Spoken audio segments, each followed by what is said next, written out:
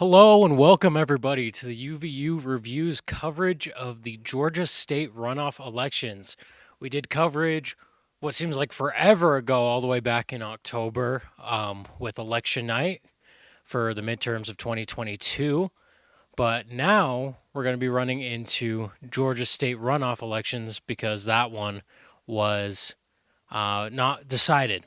So we got Raphael Warnock versus Herschel Walker. Warnock, the Democrat incumbent, and Walker, the challenging Republican. I'm your host, Chad Roderick, joined by my co host, Matthew Jackman. We'll send it all over to him in front of our U.S. map, in front of our Georgia state map, excuse me. Thank you, Chad. I really appreciate that. Ladies and gentlemen, boy, do we got a night for you.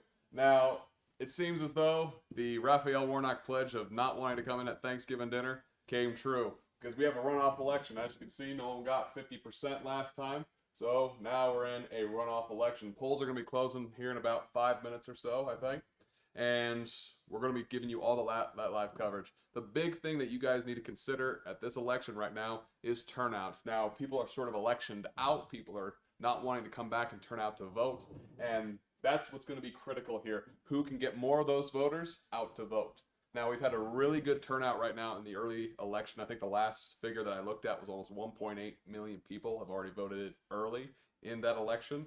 And so now, and we already know that a lot of these cases, that's already going to be leaning towards Warnock because from what exit polling data has been showing us, the early votes are going to be leaning more Democrat as opposed to Republican. So if Herschel Walker wants to win tonight, if he wants to score a touchdown, he is going to need as many people to turn out to vote for him today than Raphael Warnock's early lead. So we're going to be watching that whole thing tonight. Chad, we're going to be getting a touchdown here. Want to see this real quick? All right, let's do it. Here we go. Are you going to turn it in? Hey, there we go. Perfect. And it's Jump from last time. and it's converted. Touchdown. So it's going to be interesting to see. We're going to see what kind of race Herschel Walker is going to be able to pull out here in Georgia. We talked about a lot about election night results and a lot about other Republicans maybe losing out on races that they were supposed to be not necessarily favored in, but it was supposed to be a lot closer, especially with these Republicans who a lot of people are labeling election deniers, which a lot of people are calling Herschel Walker as one. We saw Kerry Lake in Arizona lose, and we saw um, a lot of Republicans lose in that sense.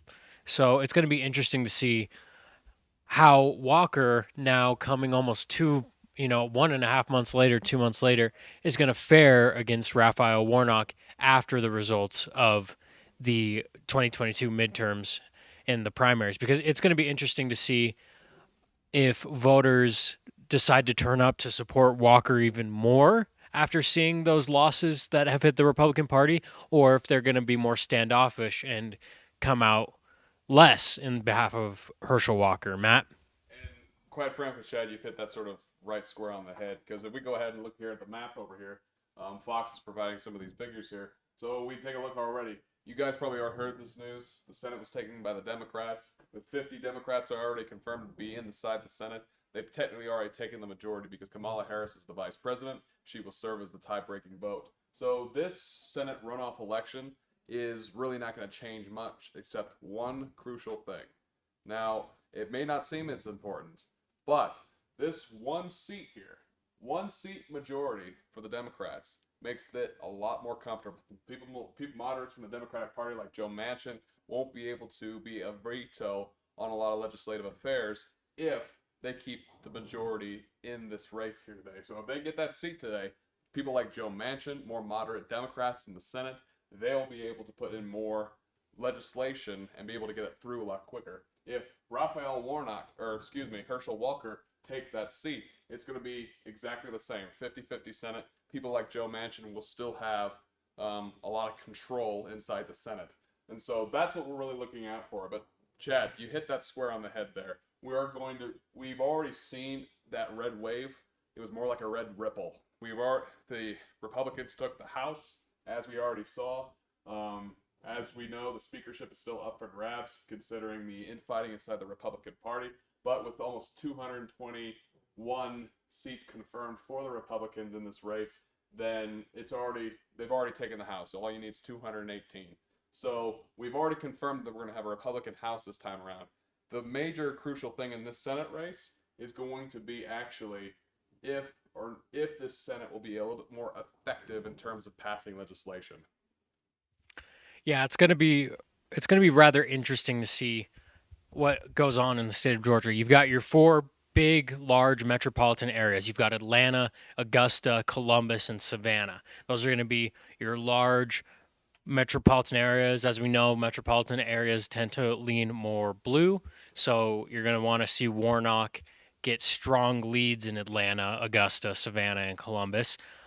Walker has what we saw before the runoff. Walker had a very strong presence in rural Georgia, which is not unlike most Republicans in most states. So it's going to be interesting to see if Walker is going to be able to maintain those in rural Georgia and then maybe creep in a little bit more into those urban areas. Or is Warnock going to be able to creep more into the rural areas and maybe even have a stronger presence in those urban areas? So it's going to be rather interesting. We saw with the Georgia gubernatorial race how interesting that ended up being, and how the Senate race wasn't necessarily influenced by the governorship enough to call one winner, obviously, as we see that it's come to a runoff. When we take a look at the governor's seat in the state of Georgia, that was won by the Republicans and Kemp by quite a bit, by about eight points, if I remember correctly. Yeah, about 8 points over Stacey Abrams in the Democrat Party. That's going to be interesting to see now that we have the incumbent Republican in as governor for a little bit now, and how Stacey Abrams was, contentious about her previous loss in the gubernatorial race, and how she wasn't able to get it this time either. So that's going to be interesting factors to just play into. When you have one politician of the same party running and someone else supporting them, in a lot of cases, people tend to vote the same on their ballots. So now that you have a runoff, are people going to maybe switch what they voted last time? Are they going to maybe switch from voting from Walker to Warnock or vice versa? Matt? And honestly, that's also something really big we have to consider here. There's a really strong Republican county up in the north part of Georgia here. If we take a look here, Forsyth County. Now, this county is a big county for conservatives, all right? It's one of the biggest in the state. And when we look at it here, you'll notice that Walker here won by 64.8%. Now, that is insignificant because if we take a look at the governor's race here and look at Kemp, we go to the same county, you'll notice that Forsyth won that county by nearly 72.8% of the vote. Keep that in mind here. You have a lot of people who are splitting their ballots. Now, the one thing that Herschel Walker has in this race that he didn't have in the original elections back in November was Kemp is actually coming out and supporting him. He's done a bunch of campaign rallies for him. So maybe, just maybe, some of the independents that voted for Kemp will come back to vote for Walker in this runoff election. However, something to keep in mind, though, is that these numbers are troubling for Walker simply because we had a lot of independents who were running away from Herschel Walker, don't think he was qualified as a candidate. However, the voters that are really being won by Herschel Walker are people who are voting specifically on candidate positions. That's something you have to keep in mind in this runoff election. Yeah, so it's about 5:04 p.m. right now. Results are going to be coming in rather soon, as we've got our first results just coming in, as an estimated 1% of the vote has come in. And what we're going to do is Warnock currently leading with 1% of the vote. We're going to track this election all night, this runoff election, or at least until we can call it. That's how long we're going to be going. So what we're going to do is we're going to go ahead and take a quick break, and we'll be back in about a couple minutes in order to start with our full-on election coverage.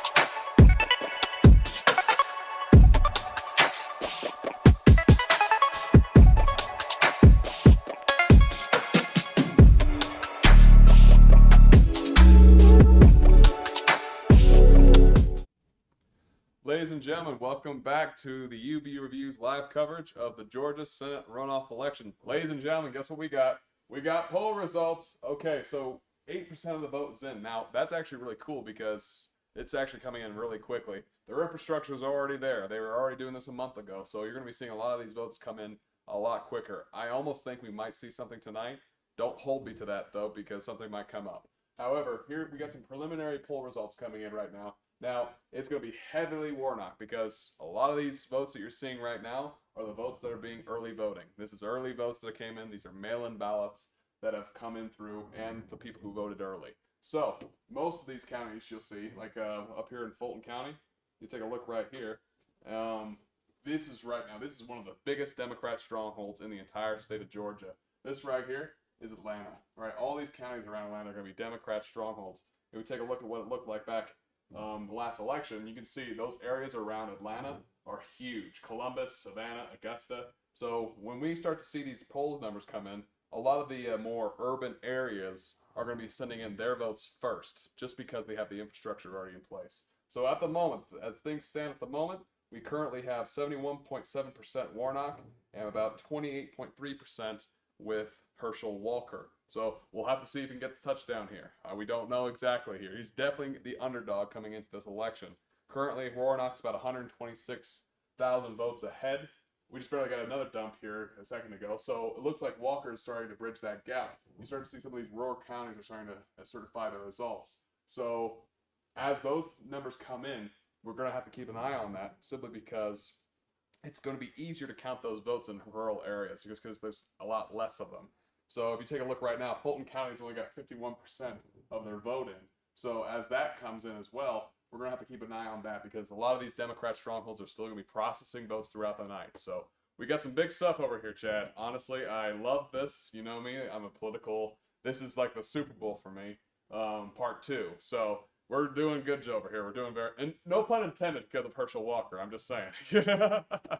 Yeah, well, it's interesting because something interesting that's different about a runoff than the regular midterms is that a lot of these counties are reporting in at a higher percentage.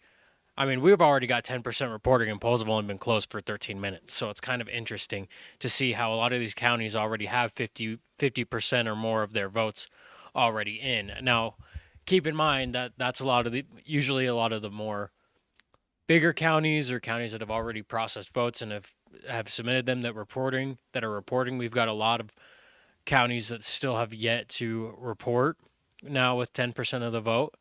So it's going to be rather interesting. I don't know if I would. It's kind of funny. Super Bowl Part Two. In order to call this, I feel like the general election is like what you would consider like the Rose Bowl in college football, and then this is like the famous Idaho Potato Bowl, where some people care if like you're from Georgia, you care, but if and some national coverage, but it's not like the Rose Bowl. So it's I'll just speak for myself. Okay, I just love it in general. Honestly, this is like horse racing for me. Horse racing is my Super Bowl, ladies and gentlemen. By the way, don't cancel me for that. But anyways, is honestly, like we were talking about before, really what matters in this race itself, because the Senate majority has already been decided. The major thing here is just like what Barack Obama was saying when he was campaigning here for Raphael Warnock, simply because a bigger majority in the Senate will give Democrats a little bit more breathing room when it comes to passing legislation, especially since Joe Biden is still in the White House. And it's going to be interesting here in the state of Georgia, just looking back at the House races in the state of Georgia for the midterms. You have 14 House districts within Georgia, and based upon the House results, you had District 2, 4, 5, 7, and 13 swing in the way of Democrats as well. But then you had 1, 3, 8, 9, 10, 11, 12, and 14. So that's going to be what is that going to be? A 1, 2, 3, 4, 5. So that's going to be I can do math, 8-5 majority in as far as Republicans go in the state of Georgia. Now, it's interesting because that doesn't necessarily represent what people are going to vote in the gubernatorial race. But now, just looking back at House races, it's going to be interesting to see if a lot of these people in these counties that make up a lot of these districts are going to pull for Walker. Matt?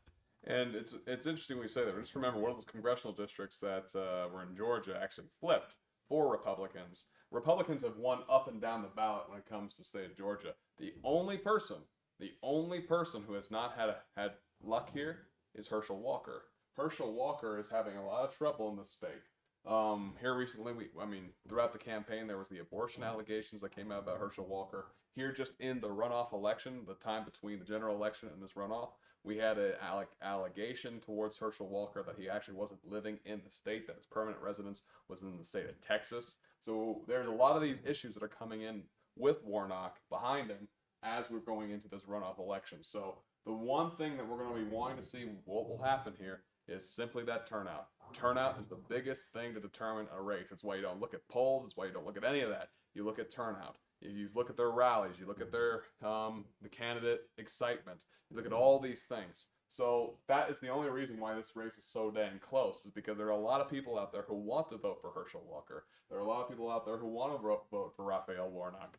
And so there's a lot of these things that are playing a role in this race.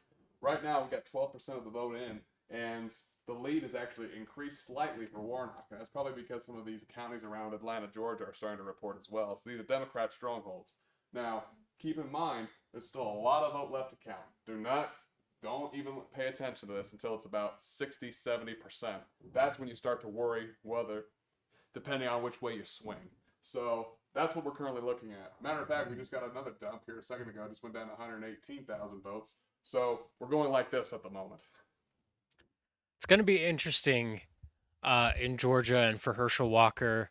A lot of Democrats, including President Joe Biden, labeled Herschel Walker as one of the term mega MAGA Republicans, which you know, I don't like that. I don't like that term because I just think it sounds cheesy. But I mean, it's not wrong. I mean, Herschel Walker was definitely a big supporter of Donald Trump, and now with Donald Trump announcing his candidacy for the 2024 presidential election, I wonder how that'll affect Herschel Walker. What do you think, Matt?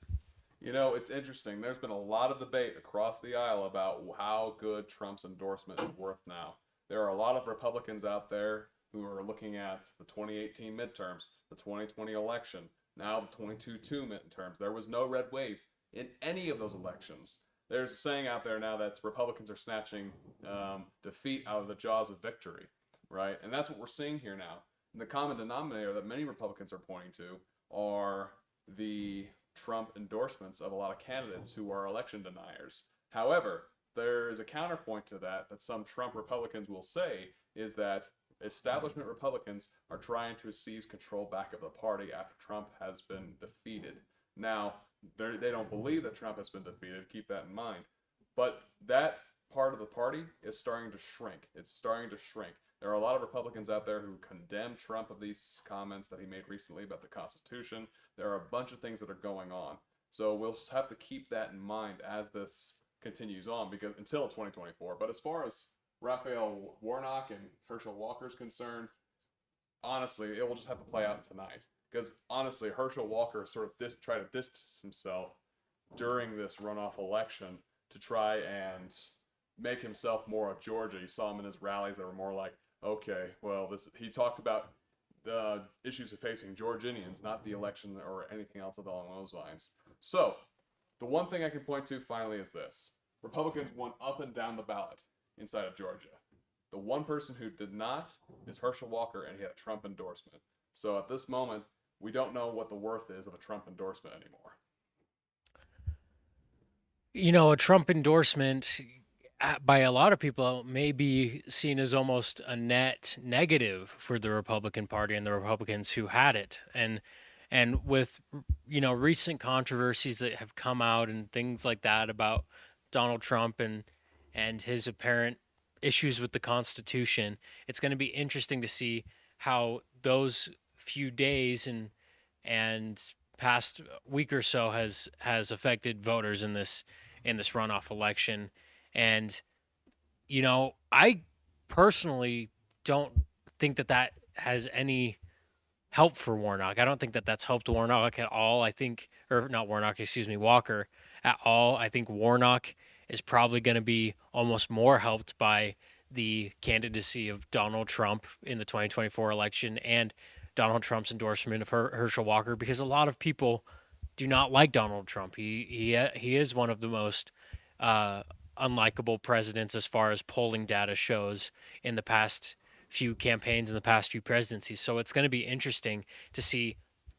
Everyone thought it was going to be a red wave. Even Democrats were admitting it maybe being a red wave before midterms came out. Turned out to be the red whimper, the red bull, something, you know what I mean? Something that is a lot smaller than everybody thought. So, and part of that was maybe due to how, um, how partisan a lot of these politicians actually are, and how far right or more partisan or whatever you want to say, election deniers these people are. The fact that they're not moderate has actually worsened their chances in a lot of these races than what people thought. People thought that moderates were going to get stepped on and that it wasn't going to be a good election if people were going to be moderate. Turns out that's not the case. And for Herschel Walker, who said a lot of things that aren't very moderate, that's going to maybe come back to bite him. And we're looking now at 16% of the vote. Raphael Warnock's still 100,000 votes ahead. What do you think, Matt? Well, keep in mind now we're also starting to see an abridgment of that gap. So we're down to actually we just got a big dump of votes here. He's actually gone down 123,000 people. Remember, Savannah County has just come in talking about these early votes that are coming in from Democrat strongholds. Now these numbers are sort of interesting at the moment. We got 17% of the vote in. Still a lot of votes still left to count. Remember, these are early votes. These are all the early votes. They're going to lean Democrat just from the get go. So right now, I mean, this is still anybody's game here, anybody's race. We're gonna have to see a lot more of what these counties are counting, what they're gonna be seeing, and what we're gonna be doing. As far as his campaign is concerned with Herschel Walker, the one thing that we want to keep in mind here in this last bit of the runoff is that you'll notice something. Trump hasn't come out to campaign. Why? They haven't invited him. So Herschel Walker at this moment in time is sort of sitting here like, okay, I know what's probably going to happen here. I know what I need to do. Herschel Walker is starting to think like a politician. So at this moment in time, you're seeing the Democrats bring out surrogates after surrogate, like Barack Obama, all these different Democratic senators. The one thing Herschel Walker, we said this at the beginning, has in this race that they didn't in the general election is Governor Kemp. Governor Kemp won the state by nearly, I want to just, if I can actually scroll down here, Governor Kemp won the state by nearly, let's see here, I want to say almost 10 points. And that's incredible considering that right now for Walker and Raphael Warnock, it's a very neck and neck race. How can Governor Kemp win this race by nearly 10 points? And Raphael Warnock and Walker are just about a point away from each other. Now, something to keep in mind though, you mentioned the independents. You'll notice there's one particular person that isn't in this race anymore. The Libertarian candidate, Oliver. Those voters are also going to be key swingers here. I mean, like swing votes, not like you know what I meant. Anyways, the point is, Oliver. 81,000 people voted for Oliver, the Libertarian candidate, right? Herschel Walker, Warnock, 37,000 votes. 37,000 votes. If at least half of those went for Herschel Walker wins the state. If they went for Warnock, same thing happens. We're going to have to see how they play out if they chose to turn out to vote again in this race. Whoever gets those independents, whoever gets those people turning out to vote for them, those are the people who are going to, that's the candidate that's going to win Georgia. A lot of it comes down, in my opinion, to likability as well. I think something that's been very underrated in the past few election cycles has been the likability of a candidate. If a candidate is likable, they usually end up doing fairly well in their races, as we can see between Kemp and Abrams in the gubernatorial race that Matt was mentioning. It's pretty objective that Stacey Abrams was a pretty unlikable candidate by moderates and by people in general. So that's why Kemp, that's a portion of a reason why Kemp was able to pull ahead so far in that race. The difference between Warnock and Walker is they're about the same level of likability. There's not one candidate who shines, who seems like the savior of the Georgia Senate, right? It's interesting to see how close these candidates are as far as people's feelings about them. I feel like both of them are fairly mundane candidates in the sense of there's not a lot of personality with either of them that people are really backing behind. Walker being a former collegiate football player may have things, and professional football player obviously may have um, helped his likability campaign in the state of Georgia.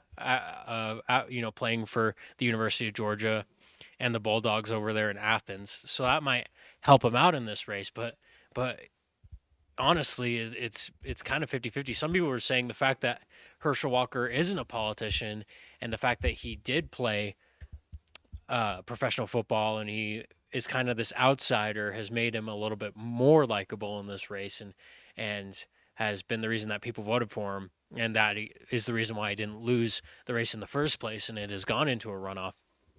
Warnock being the incumbent means that he's already won a race, and people may like the job he's done and they choose to keep him in.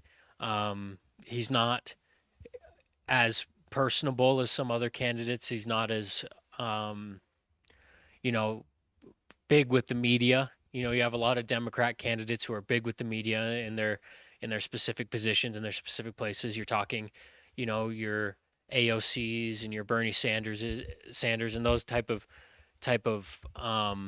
candidates. They tend to have more of a media backing and inside of in their specific districts and things like that. So Warnock doesn't have that same media brand that those candidates have. So that could maybe play a factor as well. That's why this race is so close. You don't have a candidate in this race who seems so much better than the other candidates. And that's why people are maybe we're flipping their ballots. And that's why it's coming to a runoff is it's so close because neither candidate has maybe built up a cult of personality around them. You know what I mean? Maybe they haven't built up this allegiance to themselves that other candidates have in other areas.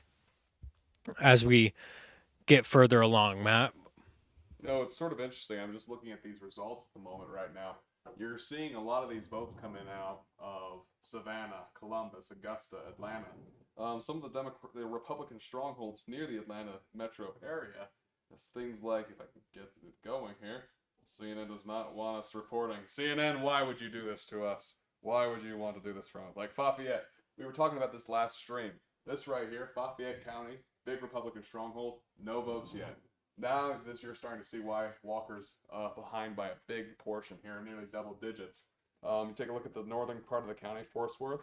Still, nothing reporting there yet. Another big Republican stronghold there in the Atlanta metro area. But if we go to look at places like Fulton County, 51% reporting. At the moment, Warnock is still leading the county. If we go take a look at Fulton County back during the general election, you'll notice he won this county by 73 points, right? That's a big lead there. So you'll start to see, what will be interesting to see is how much Republicans will still turn out to vote in Fulton County. Right now, 51%, 82%. So there's still a Republican base inside Atlanta, Georgia. However, these are big Democrat strongholds. We just got a huge dump of votes here. Warnock's still about 231,000 votes ahead. It's very clear that these early votes are very heavily Democratic, very strong Democratic. You're seeing a large youth turnout come out in Georgia. You're seeing a lot of things come out here. So we're going to have to keep watching this. We're going to have to keep seeing how things are turning out. We only got 27% of the vote in. Really, what we're going to have to start tampering down is when there's about 50, 60, 70% in. Yeah, it's really interesting here in the state of Georgia. Um, Votes come in. It seems like the way that this coverage is going to end up coming is we're going to get large dumps of ballots. We're going to get, all of a sudden you're going to be 10% more, 5% more into the estimated vote. So Warnock currently leading by 230,000 votes. About you're looking at Atlanta, Columbus, Augusta, Savannah, really big in favor of him as we get another 4% in. And you're now looking at 281,000 for Warnock. A lot of these early votes definitely leaning blue, giving Warnock a sizable lead as we get closer and closer into the night to see as we have 31% of the vote in with about 30 minutes after elections have closed. So this one's going to be probably a lot faster than what the midterm elections were before. What we're going to do is we're going to go ahead and take a small break. We'll be back in with more election night coverage as we're going to see if Herschel Walker can close the gap on Raphael Warnock in the state of Georgia. We'll be back after this.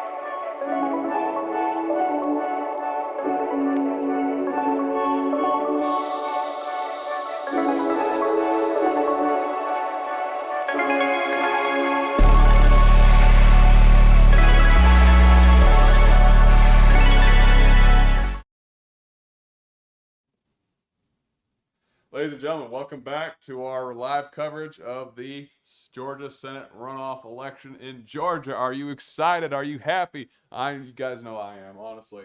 Well, here's what we got to report on. Hopefully, this makes some of you happy, but maybe others not. I don't know which way you guys swing politically. Anyways, 34% of the vote is in currently. And this is what we got. Raphael Warnock's got a very comfortable lead here in Georgia, almost 20-point lead there.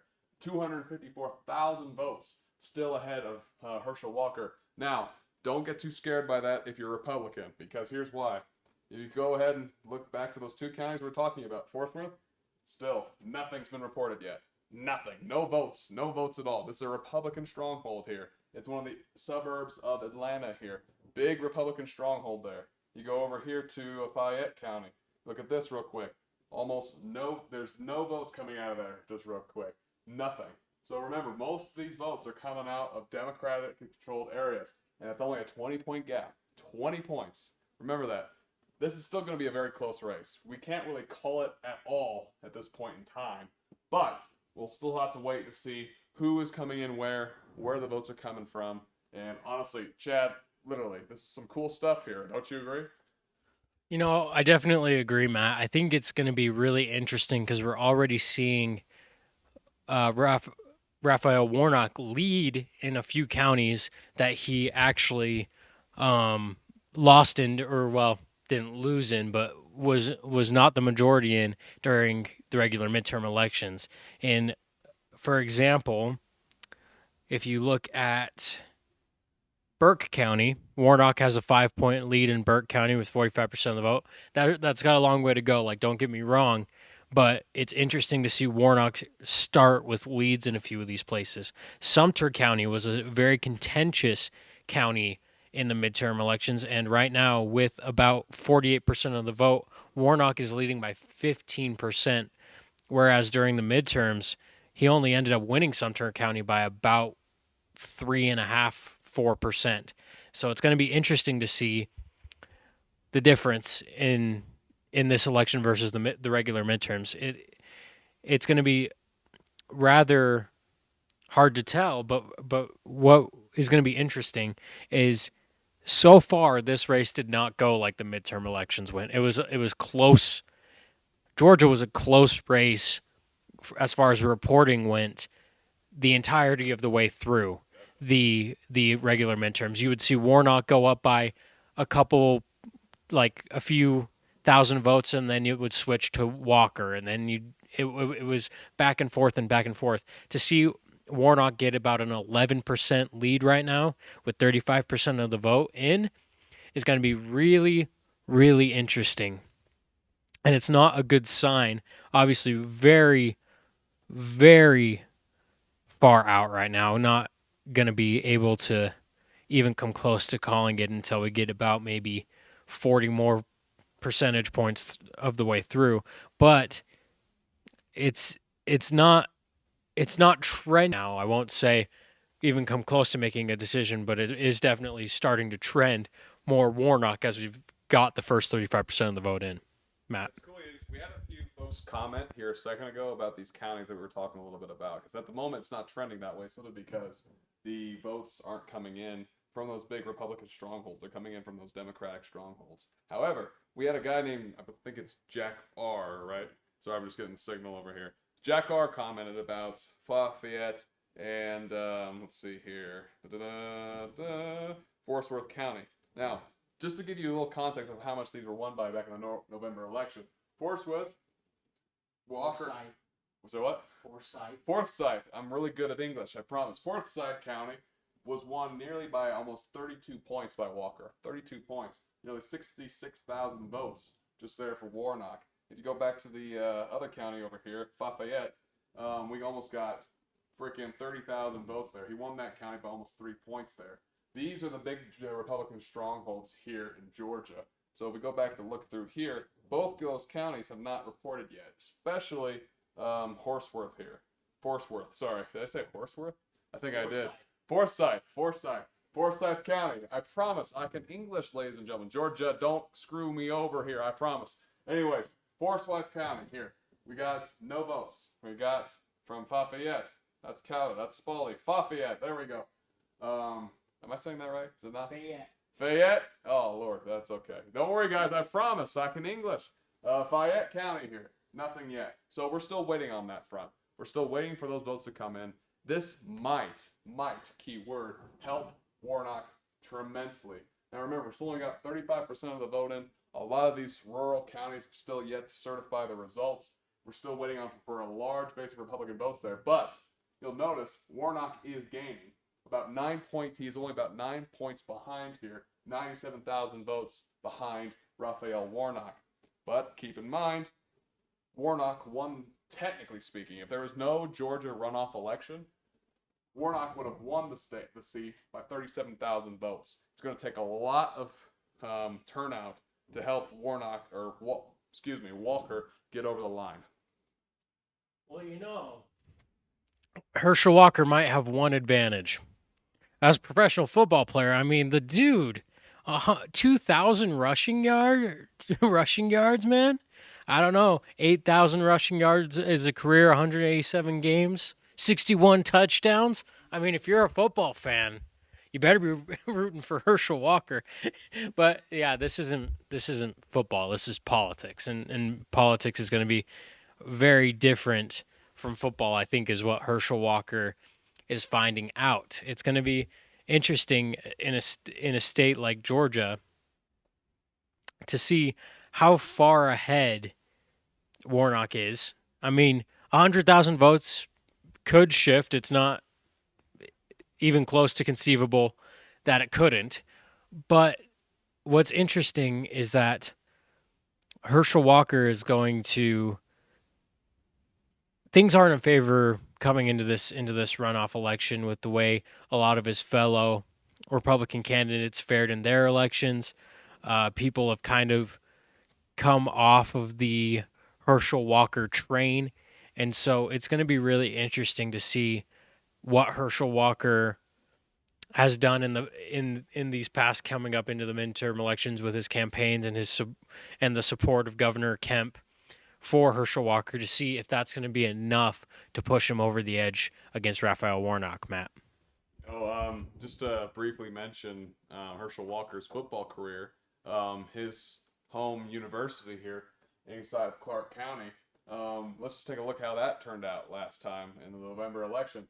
Walker lost the seat by about 60 points or so. So this is a big university town here. If you take a look at the sort of outline here, it's surrounded by red. That's because it's a university town. It's a big university town. And tentatively speaking, youth voters tend to lean Democrat. We still haven't gotten any results from Clark County, but I'm sure that's very close to home when it comes to Herschel Walker's football career. However, we go back to our estimated vote here. Oddly enough, our vote's actually gone down. Let me just quickly refresh this here real quick, because that doesn't seem right. Apparently it is. Right now, we only got about 31% of the vote, and it was 35% here a little while ago. I don't know what made that go down, but we'll see what happens there. At the moment, Raphael Warnock is actually leading here, 122,000 votes compared to Herschel Walker's about 122,000 votes behind. That might be because they found a new batch of ballots and then they misestimated. So we'll have to keep looking at that. If we go ahead and take a look at what Fox is saying at the moment. I don't think Fox is actually reporting on this, but that's okay. That's okay. They're not reporting on it. Let's take a look at what MSNBC is saying. At the moment, the tally with MSNBC is about the same, about 147,000 votes ahead with Raphael Warnock and Herschel Walker. So again, this is going to be all about turnout and just who can get their voters out again from the November election. I'm going to take this from a pretty practical perspective. I don't know how much as a college student, with how busy I've been, in the past few weeks, and how with just what's been going on in my life, if I would have turned out to vote in a runoff if it was here in the state of Utah. So it's going to be interesting to see how many voters are that motivated in politics to come out to a runoff election. Most people, I mean, already in elections, you're seeing, what is it, Matt? Like 20% of people actually vote in elections of the population? Something like that. Just to give you an idea, here in the state of Utah, The turnout from the last what I checked here in the state of Utah was nearly 86%. Now that's not a national wide figure, but the turnout here in the state of Utah, you know what it was for the midterm election? 56%. 56%. That just shows you the dip of interest when it comes to the interest in a runoff versus midterm versus general election. So nationwide, you're talking. Well, state-wise, Yeah, Utah. yeah. What I mean though is nationwide, it's a reasonable estimate to say sub 50% of people are actually voting in elections. Right. So within the state of Georgia, that could be a little bit over, that could be a little bit less. But what I mean by that is that's going to go way down in a runoff election. That's just how it goes. Like for me being impractical, and I enjoy politics, that's why I'm here talking about politics, but I would be less likely to vote in a runoff election than a midterm election because a lot of hype goes into midterm elections. People are saying, go out and vote, all over the nationally. You're hearing all over your media, especially being a college student and of just being a young adult, just barely getting into voting age, some people. But in a runoff election, sure, you're hearing a little bit of that go and vote if you're in the state of Georgia and you're hearing a little bit about campaigns and things like that.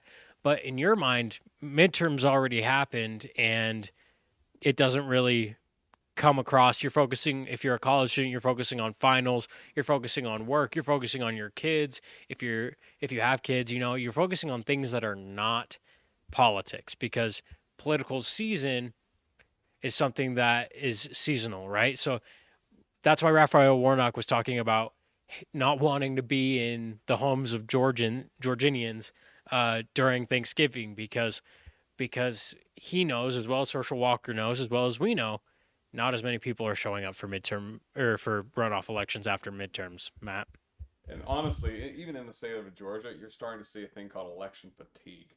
They're sick of this, of ads being on their televisions. They're sick of the campaigning. People just want it to be over. Some people are not turning out to vote simply because of that reason, right?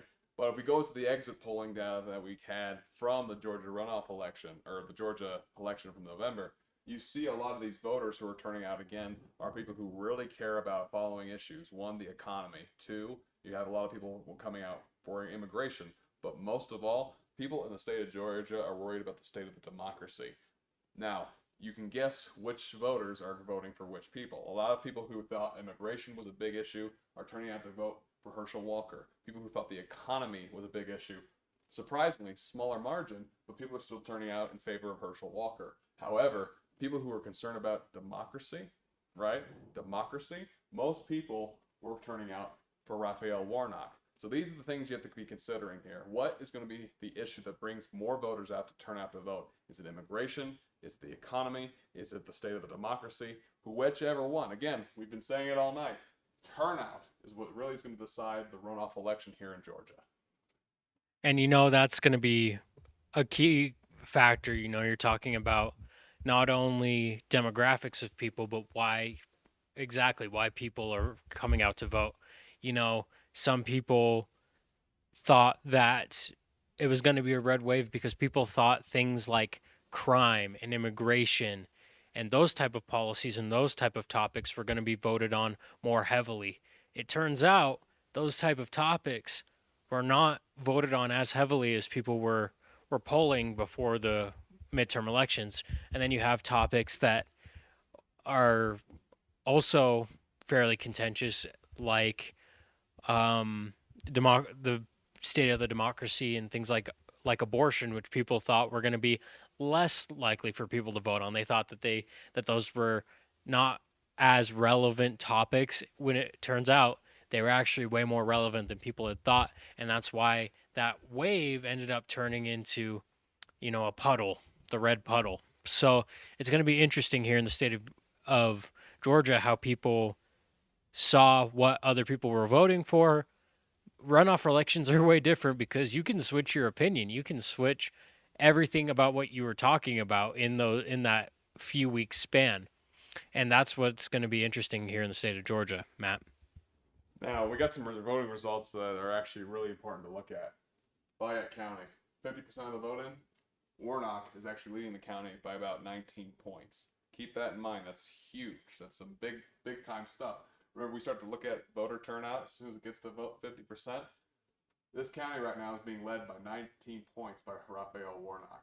Keep this in mind. Now, remember, this is still very close here, but if he cannot get the similar portion that he won it in back here in Atlanta back in the November election, he won that county by about 3 points, right? If he can't get the same voter turnout he did in that county as he did in November, this is already over, right? If Republican voters are not turning out to vote in these counties, it's over. It's already over. He's already dead. He's 6 feet under. He is done. He has already fumbled the ball in freaking overtime. Okay, was that a good football reference? Anyways, the point is that's huge. What will really be a big determiner there is again Forsyth, Forsyth. I keep saying that wrong. Forsyth County. Still nothing. There's still nothing coming out of Forsyth. So again, we're gonna have to keep a keen eye on that. Still, only about 38% of the vote coming in. Forsyth County. Forsyth. Sorry, was that weird? Anyways, the point is Forsyth County. We're still gonna have to be looking at that.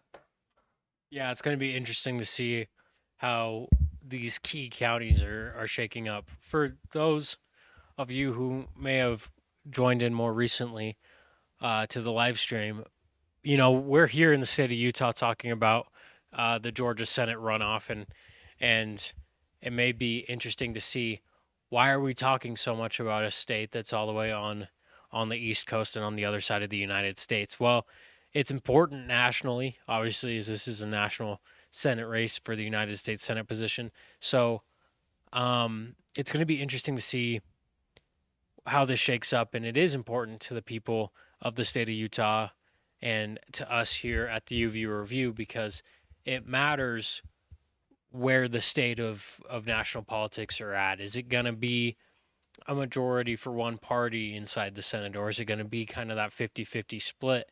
Because national politics matter to everybody. And so it's going to be interesting to see how it works. What we're going to do, let's see, let's take a look here at Burke County, which swung in favor of Herschel Walker in the midterms. He's down by about 5 points in Burke County. You look at, as Matt was talking about, you look at Fayette County, 50% of the vote, Warnock leading by 19%, which is going to be not favorable for Herschel Walker. So it's going to be interesting. Matt, what do you think, why is this race so important to us here in the state of Utah, as some people might be questioning why we're talking about the Georgia Senate runoffs? Well, I'm glad you asked that question here, Chad, because honestly, every election across the country when it comes to the legislator is important. Remember, there are things that get passed in the federal legislature all the time that affect everyone across the country. You're already feeling it in your wallet. You're feeling it already at the gas pump. You're feeling it everywhere, right? Policy at the federal level will affect everybody most of the time, right? Now, what does that mean here in the state of Georgia? If Democrats get a hold here, get a lead, right, it will be a lot easier for them to actually pass legislation. That's why this race is really important. Even though the Senate majority has already been decided, even though that's already happened, this right here, an extra seat for the Democrats, will give them a strong majority, more breathing room, right? Because remember, at the end of the day, Kamala Harris is a tie-breaking vote. She's done it more than any VP since Mike Pence, ironically enough. Anyways, the point is, that is why this race is so important. Either Republicans will be able to get a stronger hand at the negotiating table. Committees will be able to still be 50-50. If they don't, here in Georgia, one Senate seat will shift the balance of power by a large margin. That's why this race is so important. We talk about a lot about it's not just important right here and right now, right after the election, or even in the next couple of months. It's important looking into the 2024 presidential election. If Democrats can have a majority in the Senate, that gives them more legislative power, gives Democrats the ability to create more laws. It makes it a lot easier heading into the 2024 presidential election for them to maybe gain favor in order for their candidate um, looking out into the next 2 years. So it's going to be rather interesting. What we're going to do with about 40% of the vote in right now, what we're going to do is we're going to go ahead and go to break, and we'll be back real quick to talk a little bit more about the Georgia Senate runoffs. So stay tuned here for the UVU review.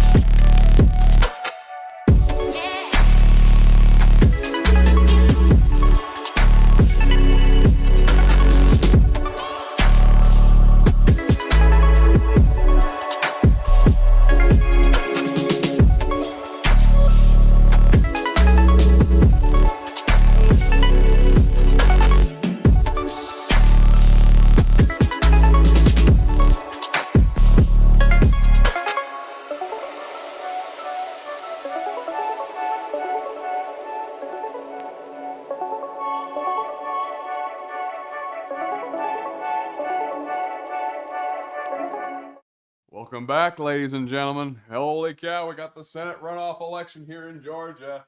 Ladies and gentlemen, we've got some reports here for you. 42% of the vote is in at the moment. 42%. And at the moment, here's where the race stands. Nearly an 11-point lead here for Raphael Warnock. He's about 154,000 votes ahead Again, you're seeing a lot of these votes come out of places like Atlanta, Augusta, Columbus, and Savannah. However, from what it's looking like, we're slowly getting to that margin where we're starting to run out of votes to count. As soon as we get over that 50% hump, it starts to go down like this. If Herschel Walker can't pull something out here, matter of fact, we just gotta, actually, never mind, we did. But anyways, the point is Raphael Warnock or Herschel Walker, if he can't pull those people out to vote, we're starting to get to be at the point where in-person votes are starting to be counted now. In-person votes are starting to be tallied. This is where you're going to start to see Herschel Walker start to gain on Raphael Warnock. Now, the question is, are there enough people? Did enough people turn out for Walker again for him to put him over the line? Did those people who voted for Oliver, the Libertarian, did they vote for Walker? It remains to be seen. Chad, this is some interesting stuff here. We've got some cool stuff coming in your way. Yeah, it's really interesting, Matt, and something that's always kind of not in the favor of Republicans is when you do well rurally, but you don't do well in urban environments. There's not obviously rural environments are rural for a reason. There's not as many people there. So if you go down with 42% of the vote, if you're down 11 points like Herschel Walker is, he's got to make up a lot of ground. And we do have quite a few of these rural counties who haven't submitted their votes yet. Their votes started to be haven't been counted yet, right? They haven't started to be counted yet. But what is going to be interesting is it enough to have all those rural votes and to get a majority in most of those rural counties when you are already down by a lot? Because again, the midterm election didn't shake up like this. The most that one candidate would go down to another was maybe you hit 11 points, maybe during the regular midterms, but it wasn't that far off. You were looking at, a 3-point percentage for Warnock, and then that would swing. So being down by 11 with 44% of the vote in, that's pretty interesting, Matt.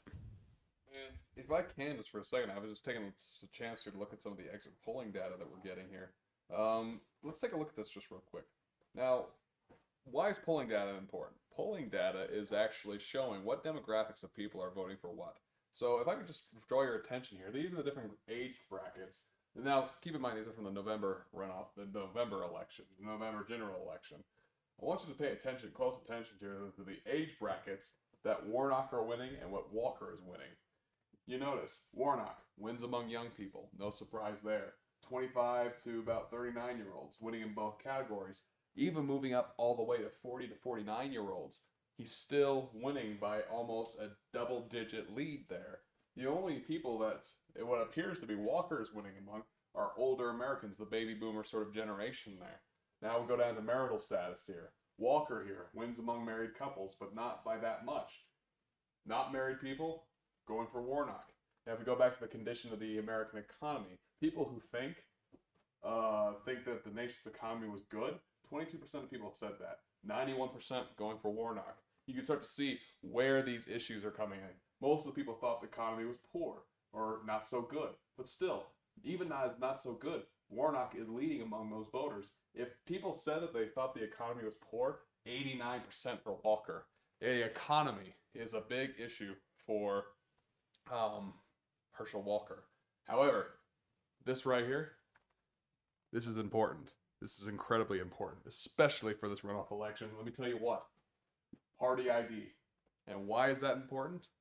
Independents. Independents decide elections. If you do not win independents, guess what? You lose elections. Right here, independent voters. Warnock, 53%. That's a double-digit lead there for among independents. Raphael Warnock is leading among independent voters in the state of Georgia. We go to look at Republican voters, 95% for Herschel Walker. No surprise there. Anyways, Democratic voters, though, 97% stand behind Warnock. That is huge. Those independent voters are huge. We go to look at the ideology spectrum here. We go to look at liberal, moderate, conservative. And again, who is Raphael Warnock leading among? Moderate voters. 66% of people who identified as moderate are choosing to vote for Raphael Warnock. That does not bode well for the former running back. This is not good at all. Right there, that right there is a big indicator for this race. If Herschel Walker has not pulled out his people to vote, conservative people, 88% for Herschel Walker here. If he cannot pull out his people to vote in this runoff election, again, he's done for. His body's already cold. He's 6 feet under and decaying. That is what's happening here. This is huge, Chad. This is huge. Well, most Republicans, I like to look at the age demographic the most. Most Republicans who ended up winning their races were doing far more favorably than Herschel Walker among younger people. Maybe not your 18 to 29-year-olds or even your 30 to 39-year-olds, but the fact that Warnock is leading by so much among people in their late 30s to late 40s is going to be an interesting factor for Warnock because people around that age tend to lean to be more 50-50 or even lean Republican. So the fact that Warnock is leading among that age demographic gives him a big advantage. And like you said, Matt, the fact that he's leading among people who are independent voters gives him another sizable advantage. He's up 11 points right now in the state of Georgia. And we're seeing with 45% of the vote, being up 11 points is not what's the term? It's not light. It's gonna be hard for Walker, especially because it seems like he's doing worse right now so far in these runoff elections than he was doing in the midterm vote, and it's not as close nearly as it was just a couple weeks ago. So it's going to be rather hard to see. We still got a few counties, usually more rural counties, left to report, so Walker might be able to make up ground in those places, but it's going to be interesting, especially when you look at a place like we were talking about at Fayette County, 19 points ahead in favor of Warnock. That's a sizable shift from what we saw in the midterm election. So it's going to be rather interesting to see how these demographics play out, Matt. Again, you have to keep looking here. Remember, the ball's still running. The only problem is someone's got his foot in front of Walker, right? That right now could be the biggest indicator for this race. We only got about 45% of the vote in at the moment. We're still counting a lot of votes here. We're slowly getting toward the in-person votes to be counted here. That is where Walker will try to bridge this gap. However, those initial votes out of Fayette County, did I say that right this time? Holy cow. Ladies and gentlemen, it's a miracle. The only miracle tonight so far, right? At least for, again, I don't care which way you swing, all right? I'm not giving a political opinion. How dare you think I am? Anyways, the point is, Fayette County, right? 19 points, like you were saying. 19 points. When we saw Herschel Walker win that county by 3. 3 points. That is huge. That is huge. Again, we're still waiting on Forsyth. Forsyth. Ah, it's like anyways, I promise by the end of the night I'll get it. Forsyth County. Forsyth County here. Look at this right here. You notice something? It's still not reporting. So what can we take from that? Something's going on in Forsyth at the moment. They haven't tallied any votes, not tallied any early voting, but still, this county right here, the moment it starts dropping ballots, the moment we start knowing what's going on in Forsyth, we can start to see who will actually win this. We'll start to get to a point where we can call this race. However, we're just not there yet. At the moment, with 45% of the vote and 10 points, 10-point gap in between there, that is what we're waiting on for. So 156,000 votes ahead for Warnock and 700,000 votes for Walker. At the moment, we don't have enough information, but at the moment, it's not looking good for Herschel Walker. Yeah, Herschel seemingly needing to make up a lot of ground. The one good advantage for him right now is he's closed the gap from about 11% to about 9% here with just 2% of the vote coming in 47% of the way through. So that's looking good for Herschel Walker to maybe start closing in on that gap. You know, we've seen a few counties that aren't reporting: Gilmer County, Fannin County, Early County, Wilkinson, Lawrence, a bunch of counties like that, Hancock County. It's going to be interesting to see if these counties, which largely were in favor of Herschel Walker, we'll see what their votes start ending up turning out to be. You would presume that they would be in favor of Walker, but if Walker starts losing votes in a few of those places, and he has such a big advantage in um, and Warnock has such a big advantage, excuse me, in these more urban counties, it's going to be hard for Walker to gain. And we see, like in a place like Decatur County, which has only had 6% of the vote in, that vote has largely been in favor of Warnock. That was a county that was strongly Republican in the midterms. You had about a 25% lead for Walker in that county. Now, not a lot of voting reporting in that county so far, but if these gaps start to close in these rural counties, they start being closer. Warnock starts getting more votes in.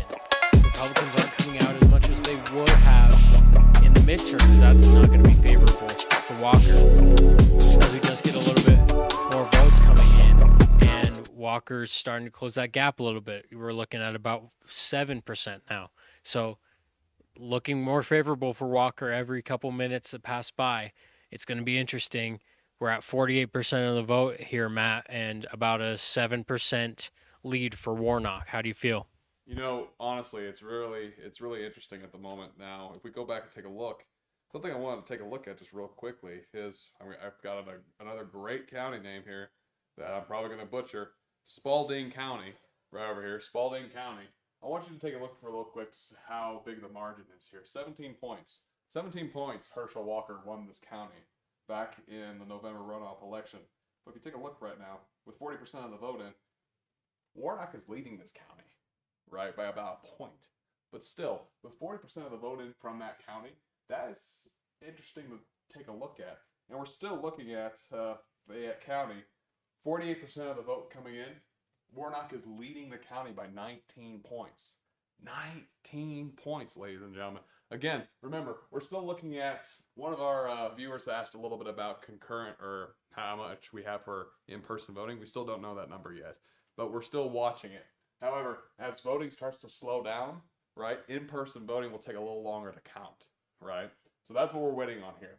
So we go back to Forsyth County, right? Did I say that right this time? Yeah. Y'all think I'm very good now. However, our awesome, here, Lexi, come here real quick. Our great producer who came in after Andrew had to leave, Lexi here, she's awesome. We just want to give her some attention here. Give her a like and subscribe, please. Like and subscribe. We appreciate Lexi here. She's awesome. Oh, boom. Thank you. God bless you, Lexi. Yeah. She's put up a little sign for me, so I wouldn't be stupid anymore. There can be more coming too if you keep pronouncing them wrong. She just roasted me off camera. That's great.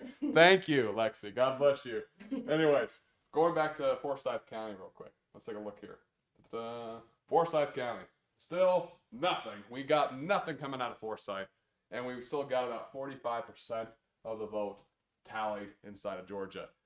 The fact that we haven't seen a lot of update on this just yet means that they're starting to tally the in-person votes. So this came in quickly because it was early votes. It was already counted, already processed.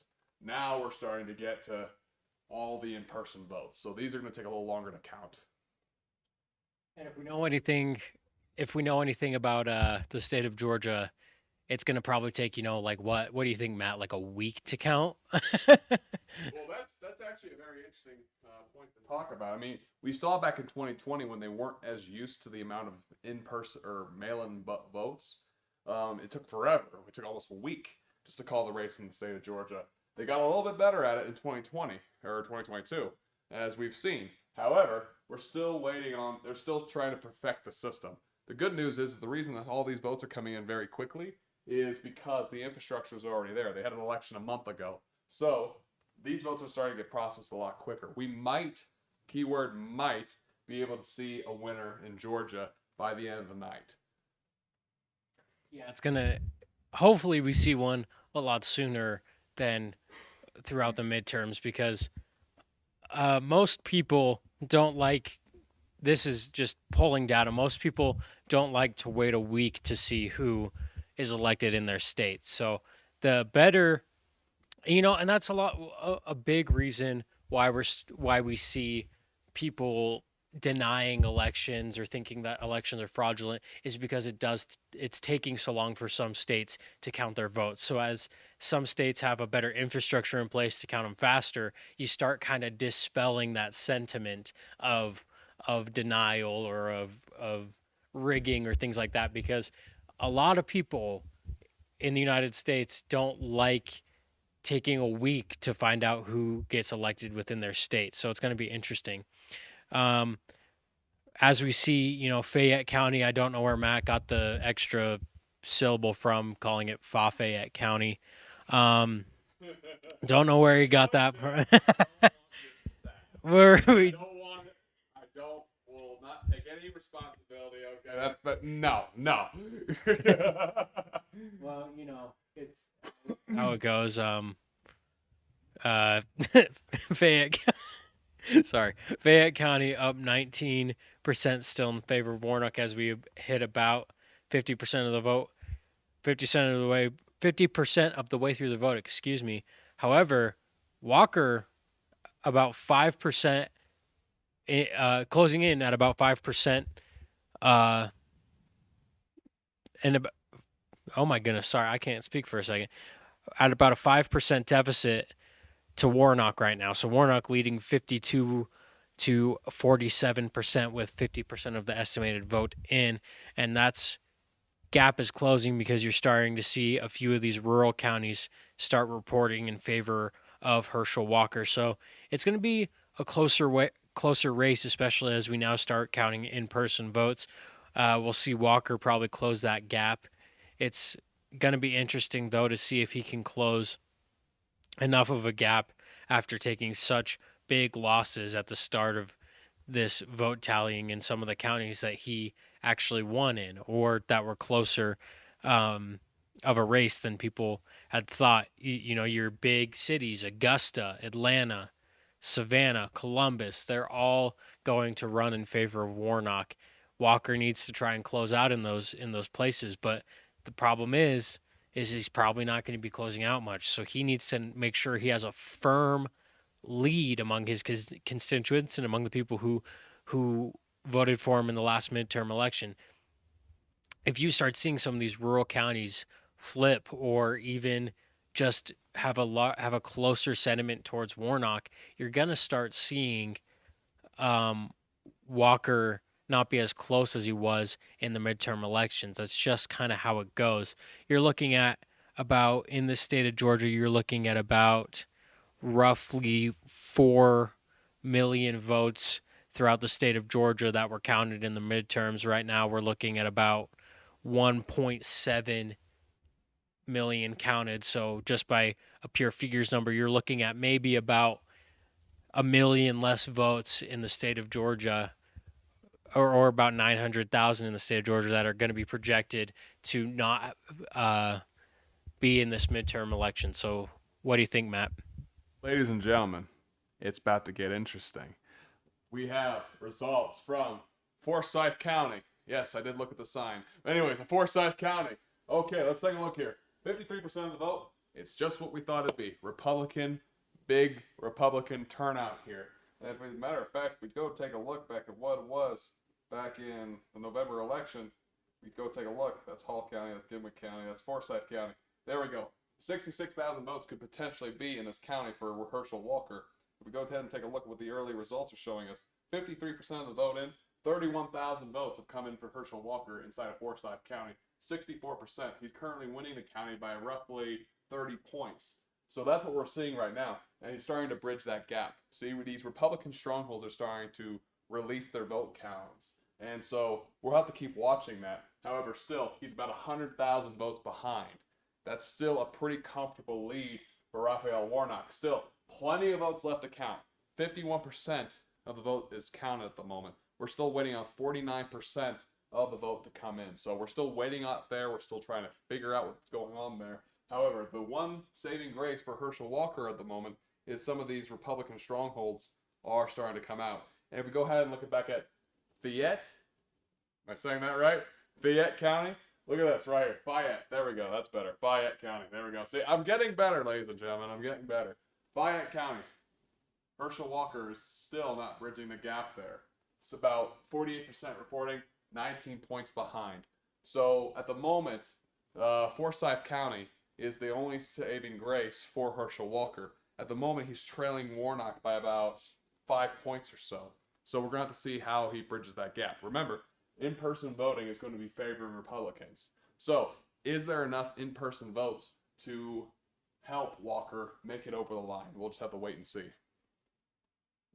And with a projected 900,000 to 1 million less votes here in the runoff compared to the midterm elections, it's going to be rather interesting to see if Walker can start pulling that gap. Now, it's going to be interesting to see where those votes start trailing off from. Is it more rural places that are voting less? Is it more urban places? It's going to be a bloodbath, it seems like, I guess, is maybe the best term for it, because this one might end up being close, but it might not be. It just really depends.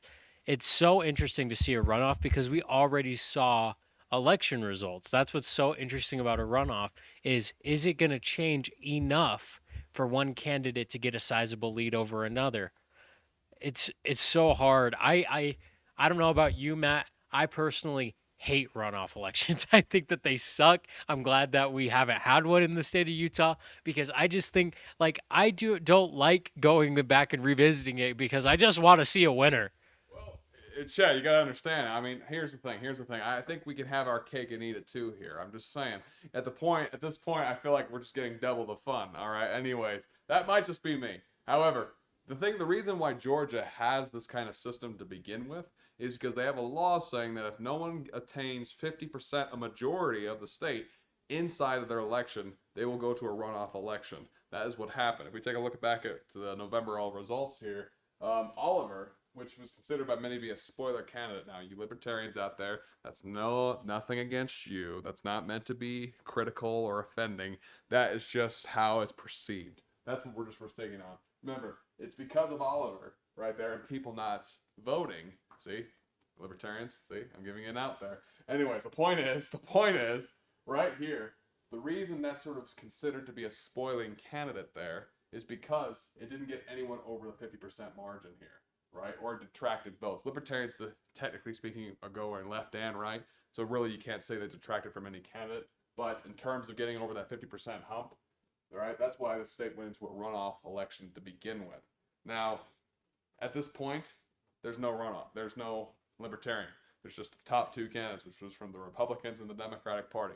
The Georgia has this law for the reasons that Georgia likes to run their elections, right? And here's the thing. A couple elections ago, Georgia was pretty safely Republican. If you look back to 2016, Georgia was voting Republican pretty strongly. It's just these last few years, we're starting to see Georgia turn purple. It's more of a swing state. And now we're starting to see a Democratic shift there, right? We look back at 2018. We look at 2020. We look at now 2022. You're starting to see demographics in states like this to be more purple and blue leaning. Republicans at this moment are starting to sweat bullets because the last three elections have not been good for them, right?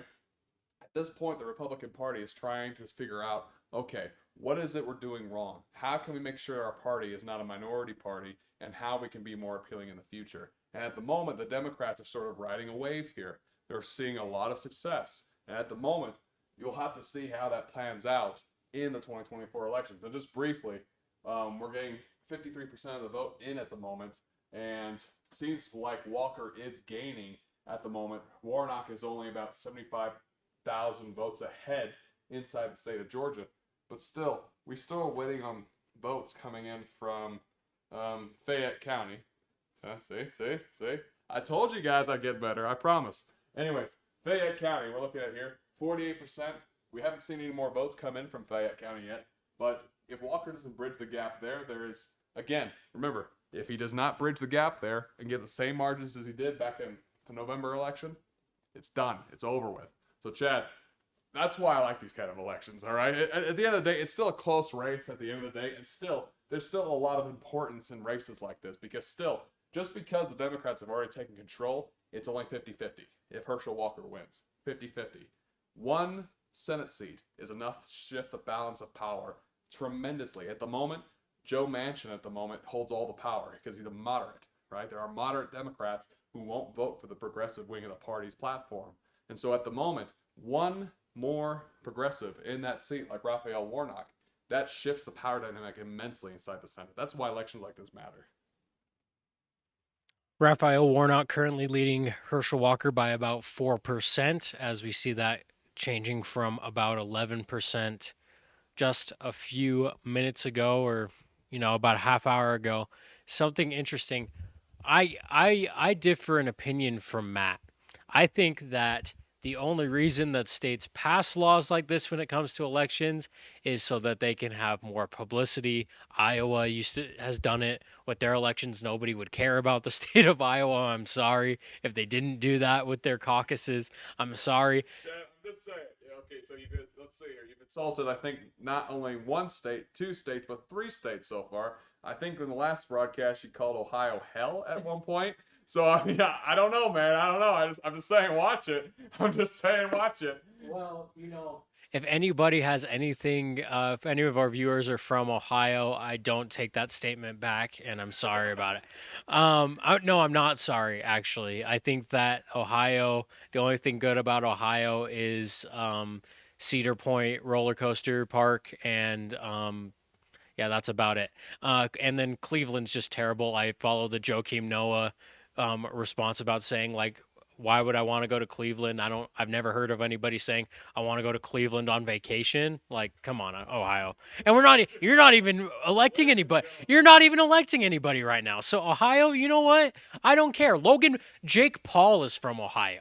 So like, what are you guys talking about? Like, okay, rant over, but seriously, Ohio, like we've talked about this, Ohio, you guys like secede already, okay?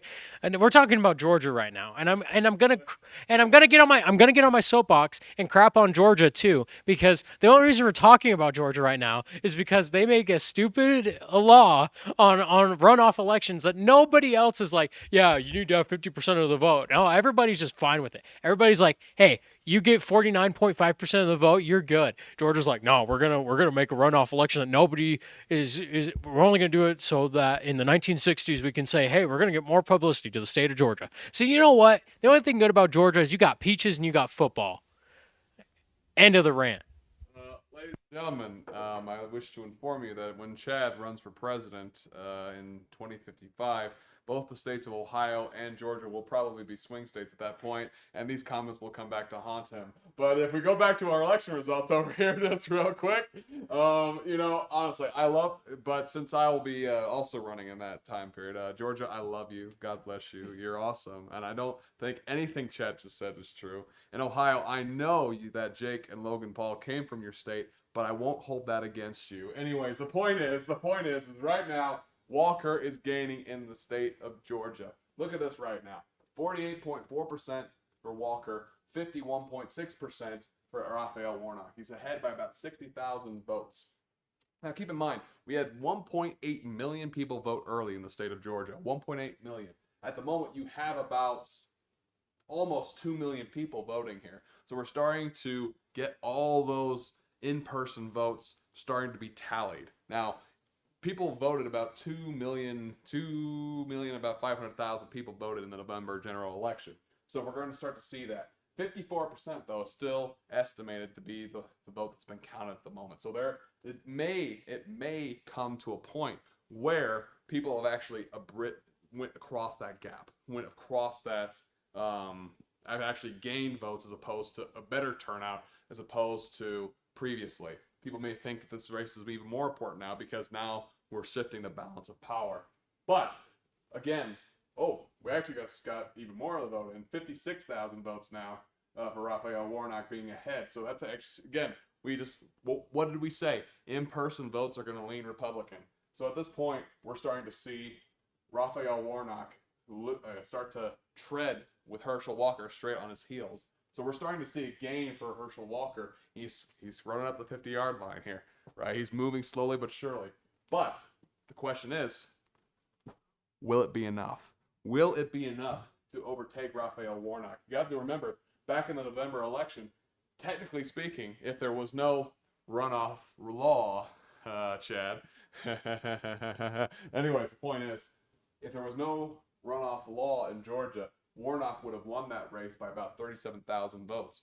Will it be enough for Herschel Walker to pull out a win here in the state of Georgia? The jury's still out on that one. If we go back and look at Forsyth County here, we take a look. 55% of the vote is in. You're starting to see Herschel Walker gain tremendously inside that Republican stronghold. If we go back to Fayette County here, still 48% of the vote. We haven't seen much of a move there, so they're counting in-person votes now. So that is the current state of the race. Matter of fact, Walker just gained a little bit more. Another percentage point came into the race here. Raphael, we're starting to see these numbers change on the screen. Many of these counties are starting to get on the ball when it comes to their votes. We're also starting to see a lot of these rural counties start to report on their numbers. So 43,000 votes ahead right now for Raphael Warnock.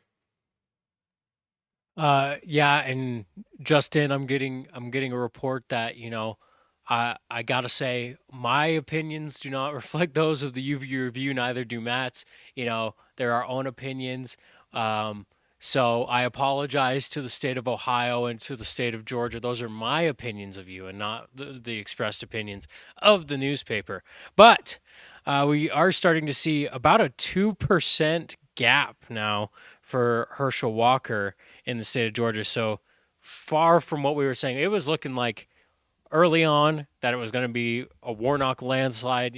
That's just not how elections work. You have to wait for it. You have to wait for the votes to be counted in. But overall, Herschel Walker's closing the gap, and we might end up seeing in these last 44% of the vote, we might end up seeing a little bit more of a close race, honestly, here. We're going to start seeing back and forth, most likely here in the last 44% of the vote going into the night.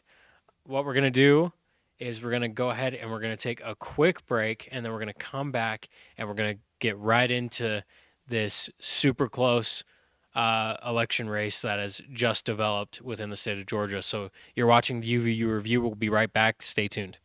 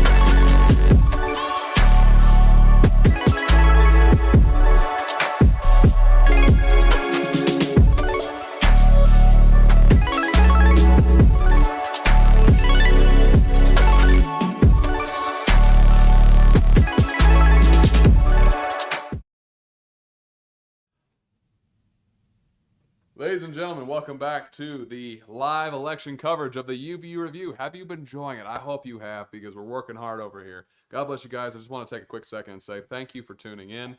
It really means a lot to us. We work really hard on these. Me, Chad, Lexi, Andrew when he was here, everything like that. Even last time with Nathan the Tivadad.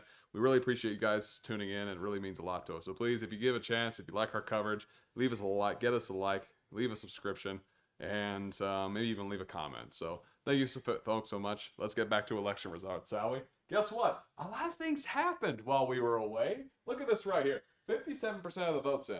And look at this. Raphael Warnock is starting to lose points here. It's now within about a point of each other.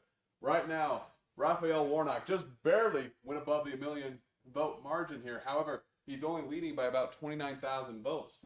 And we're starting to see some of these counties turn red that are starting to tally them in. Again, look at this right here. Fayette County. See, I'm saying the name right without even looking at a sign.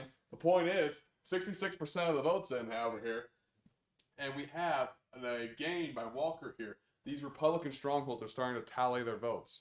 Now, this could be a good thing for Walker. Now remember, the one thing that Walker has now that he didn't then is two things. One, he was a werewolf now. Two, Brian Kemp, the governor here, Kemp is supporting Walker. He wasn't doing that beforehand because he had to worry about re-election. But Kemp now is thrown to support Brian Walker. We're going to have to see if that takes a major difference here in the state of Georgia, trying to convince those more moderate Republicans, those independents that voted for Kemp, to vote back for Walker. We'll have to wait and see on that front. But the race is, as we predicted, very close. Very close. At this moment, all the signs that we said that his body is cold and in the ground, they're starting to seem warm. He's starting to get back up again. We'll have to see if he pulls out a comeback in this other half, as it were. Did you just say that or that Herschel Walker was a werewolf? Oh, did you not hear about that? No. Okay, ladies and gentlemen, if you haven't heard about this recently, former President Barack Obama actually made fun of him here recently because of this. So during one of his rallies, he basically went on a small rant about the horror film he'd watched. It's about vampires, and he was saying he's like, it'd be cool if he was a vampire. And then after that, he's like, but werewolves can kill vampires. He might have been watching Twilight. We don't know. We cannot confirm that. The UVU has not confirmed those rumors, but he might have been watching Twilight. But he eventually ended up saying that he would prefer to have been a werewolf as opposed to a vampire. So that's where that's coming from. Do you remember way back in like 2004 in the presidential election when Howard Dean was like, "And we're gonna take back the White House," and then they call it the scream that doomed Howard Dean, because then he goes, "Yeah." Is that werewolf statement gonna be like the doom for Herschel Walker, like the "yeah" for Herschel Walker? It really depends, honestly, simply because there are so many things that could possibly be known as the hoorah for Herschel Walker. He has said that he pulled out a honorary badge at a debate. He has said that he worked for the FBI when he hasn't worked for the FBI. He has. There's been a lot of things with Herschel Walker that have been sort of sus, as it were, to use a more youthful phrasing there. But here recently in the runoff elections, that's one of the things. Honestly, the thing I think might be sticking with him the most in this race is the comment or the controversy about him supposedly living in another state. So maybe some of you heard this over over our viewing audience, heard the reports about this. Supposedly, Herschel Walker had said that his permanent residence was in Dallas, in Texas. Now, this doesn't necessarily disqualify him from running in Georgia. The only requirement is that you have to be a citizen of Georgia, a resident of Georgia, to be the senator. So if he moves to Georgia after the fact, after he's elected, and he becomes a resident there, it doesn't matter. But he was supposedly lying about the subject. So that was the biggest controversy between the general election and this. And apparently him wanting to be a werewolf. We just don't know at the moment if it was Twilight or not. And yet, Herschel Walker right now with 59% of the vote in is only down by about 0.6% to Raphael Warnock. So that's going to be very interesting. I know in the in the election of Mitt Romney in the Senate race, it was a interesting fact of people were wondering if Mitt Romney was a resident of the state of Utah, and that obviously Mitt Romney won that race, but it was an interesting talking point. So it is going to be an interesting talking point for Herschel Walker in the state of Georgia. So that's going to be really interesting as we look at now about 2 million votes in total, both candidates going over the 1 million mark, and Herschel Walker holding strong with just about a 0.2% deficit to Raphael Warnock. So he's pulling in.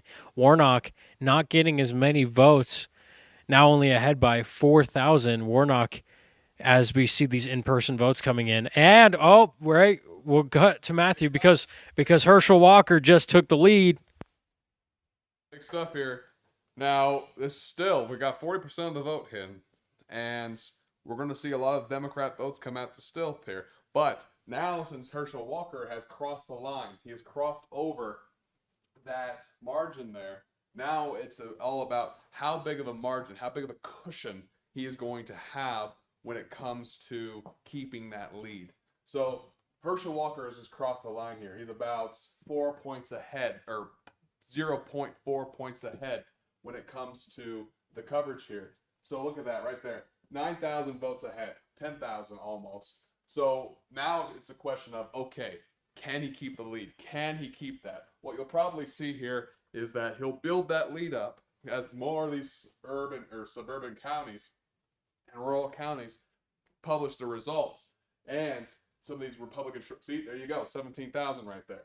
He starts to keep building this lead up. However, there will come a point where it'll level off, and then Democratic votes will start to come in. It's all a matter of if he's built a big enough cushion in order to stay in front of Warnock.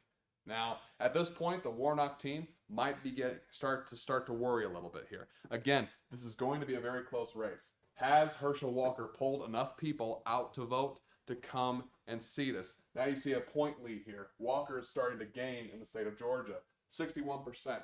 Now these might be suburban votes. These might be rural votes. We still don't know. If we go ahead and take a look at the urban counties like Fulton County, it's still 55% of the vote is still not been counted, or 45% has not been counted in Fulton County. This is a big Democrat stronghold here. Very big, very important.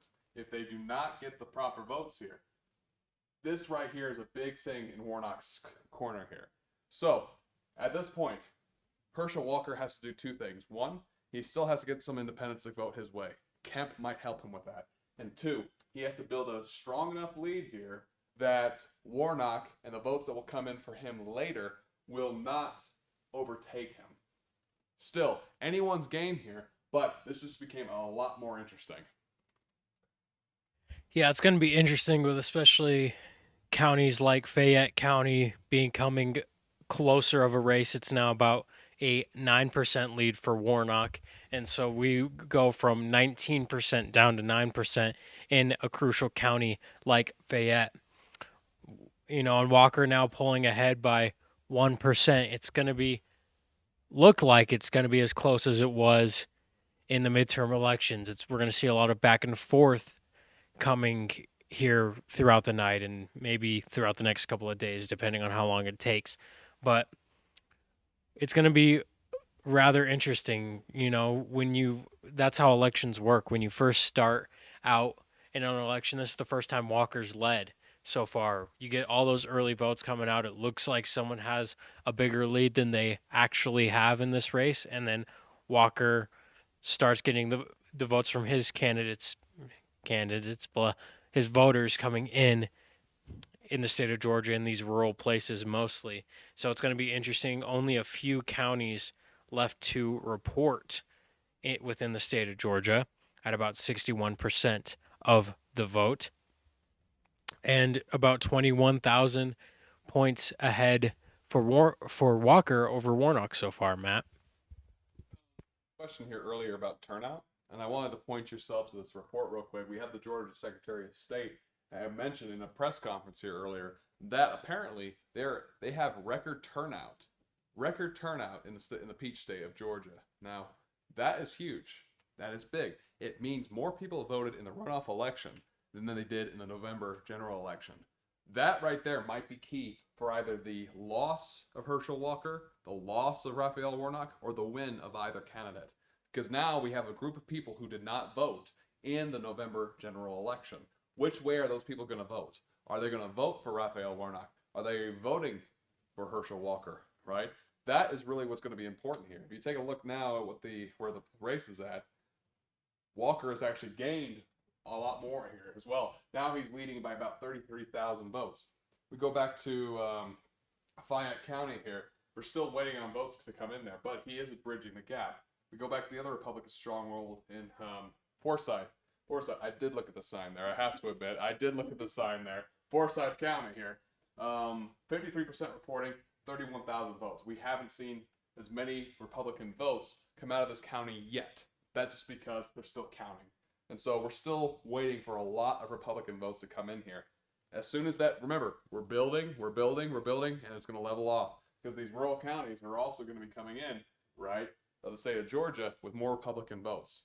At that point, we'll start to see Walker's gain level off, right? And he might get a few more gains here and there. But will it be enough? That is the question tonight, especially now that we know that there's record turnout in the state of Georgia.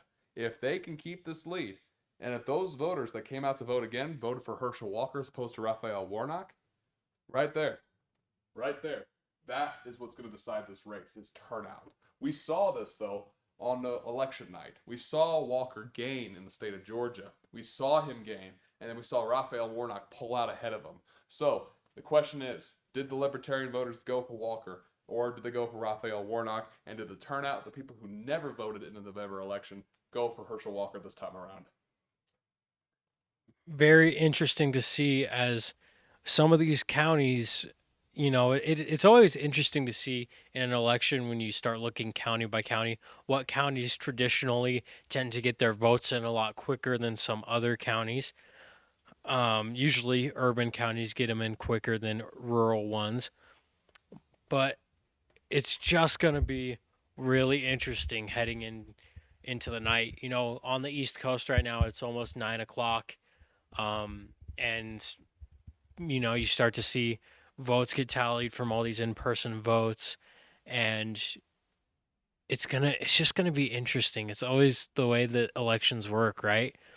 Especially, I think it's so interesting from my perspective on runoff elections versus actually what's going on here in the state of Georgia right now.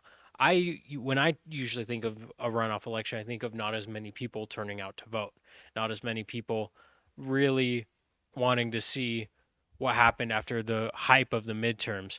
But, as we're seeing now, the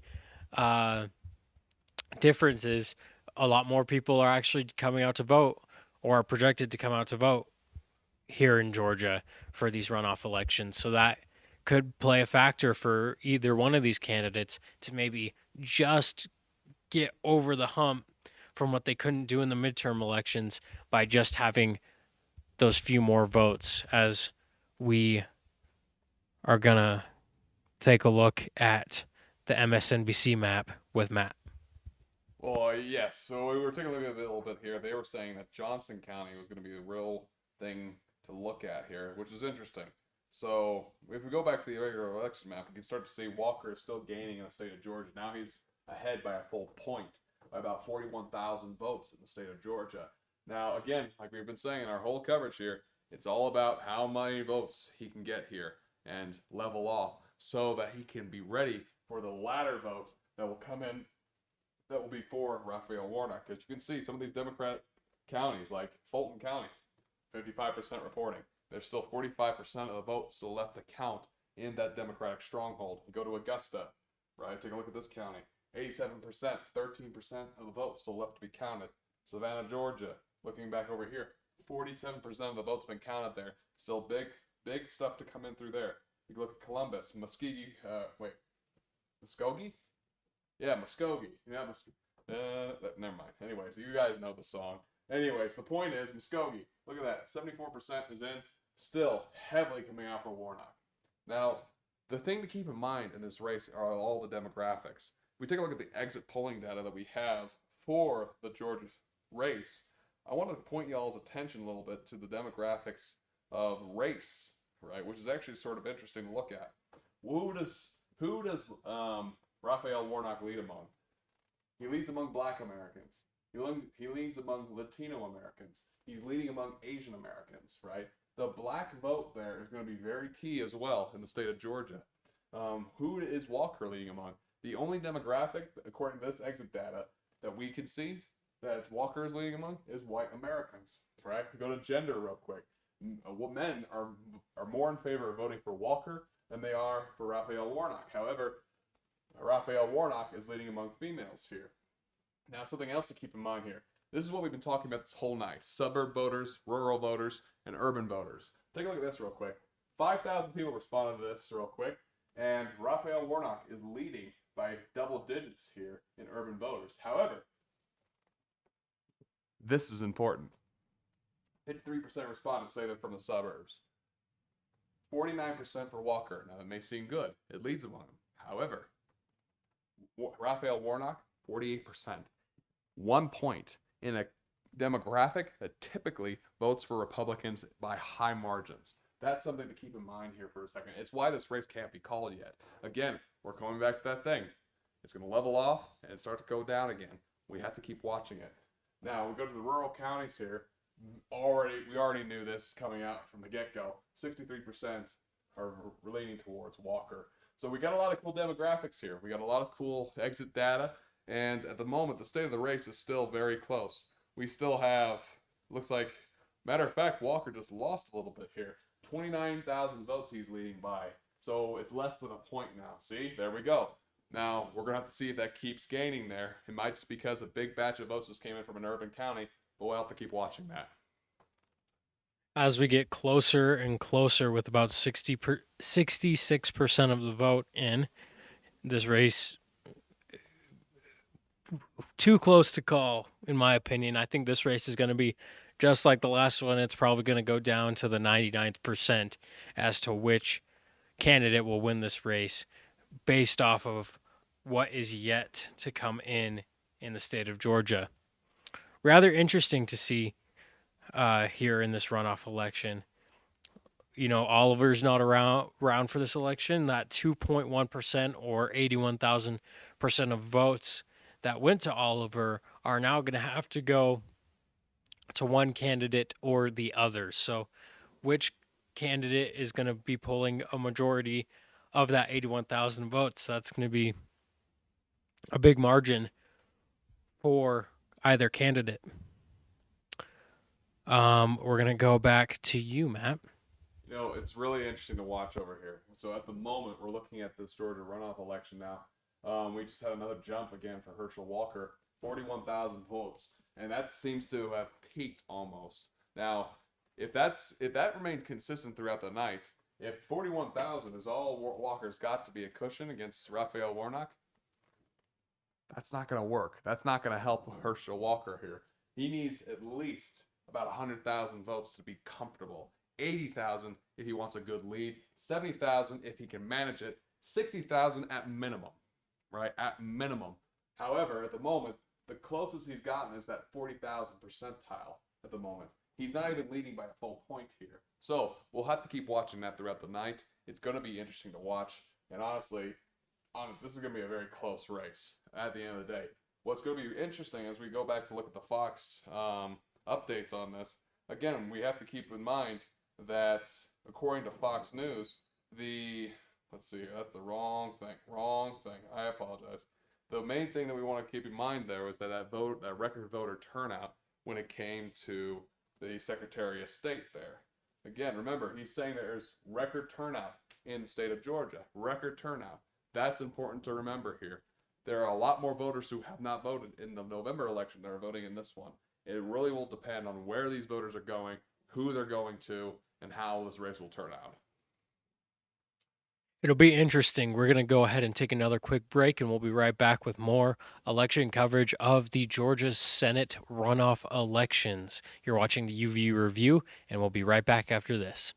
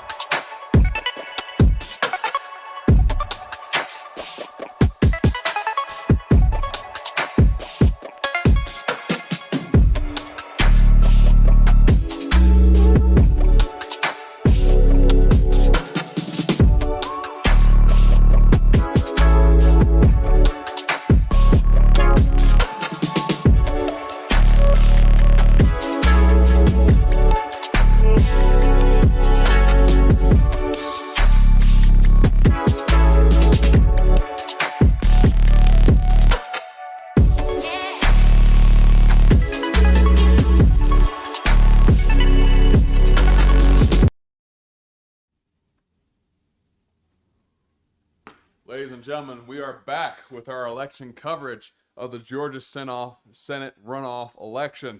Now, the question is, has Herschel Walker fumbled the ball? Because look at this right now. Warnock is now leading in the race by about 18,000 votes. Now, that's gone down since we've last seen it. It's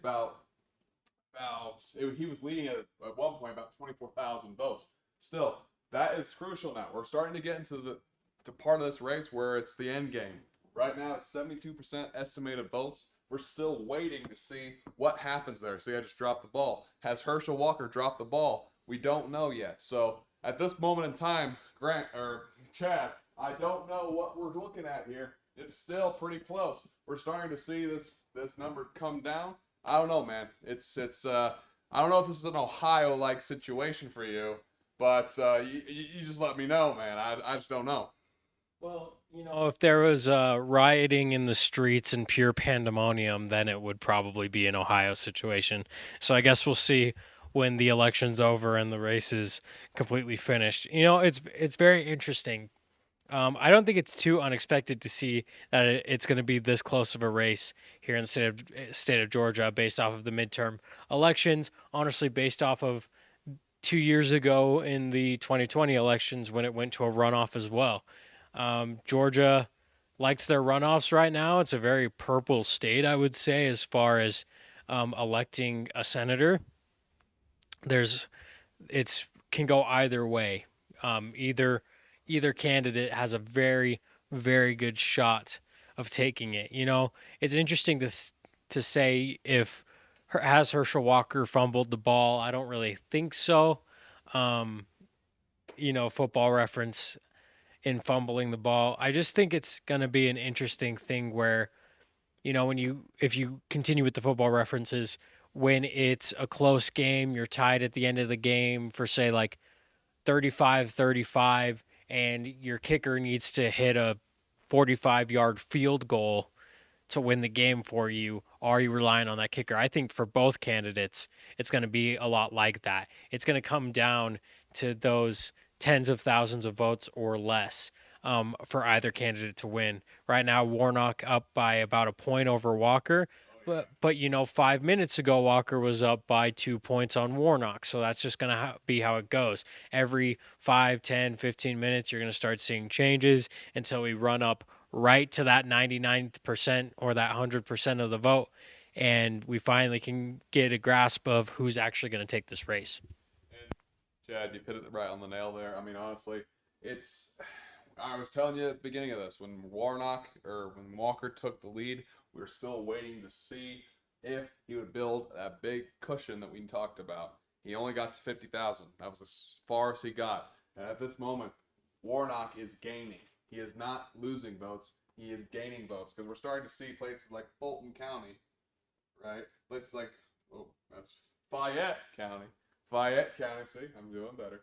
But even in Fayette County, if we take a look here real quick, take a look at Fayette County, we're still not seeing a lot of votes come out of Fayette County. Now, if we go ahead and take a look at Forsyth County. Anyways, Forsyth County here, 62%. 62% of the votes in. There's still a lot of votes left in Forsyth County. We're talking maybe about 30,000 votes. However, from what it looks like here, if we just scroll down to the previous election results from Forsyth County, Warnock has actually gained in that state from what it's looking like. We'll have to keep waiting to see on that. He got 32,000 votes in that county back in the November general election. He's almost reached that with 21,000. We'll have to wait to see if that continues there. However, at this point, Walker's not getting as many votes out of Forsyth as we previously were thinking. However, 74% of the votes in now, 21,000 votes ahead. That's going down. We're going to see. It might very well go towards the way you're saying, Chad. It might go boom, boom, boom, boom, back and forth between the two. However, this right here is troubling for Herschel Walker. He has not built that cushion that we're talking about. If this gets to be down to a few hundred votes, it's going to be pandemonium because we're not going to be able to call it for either side, right? So we're still waiting on that front.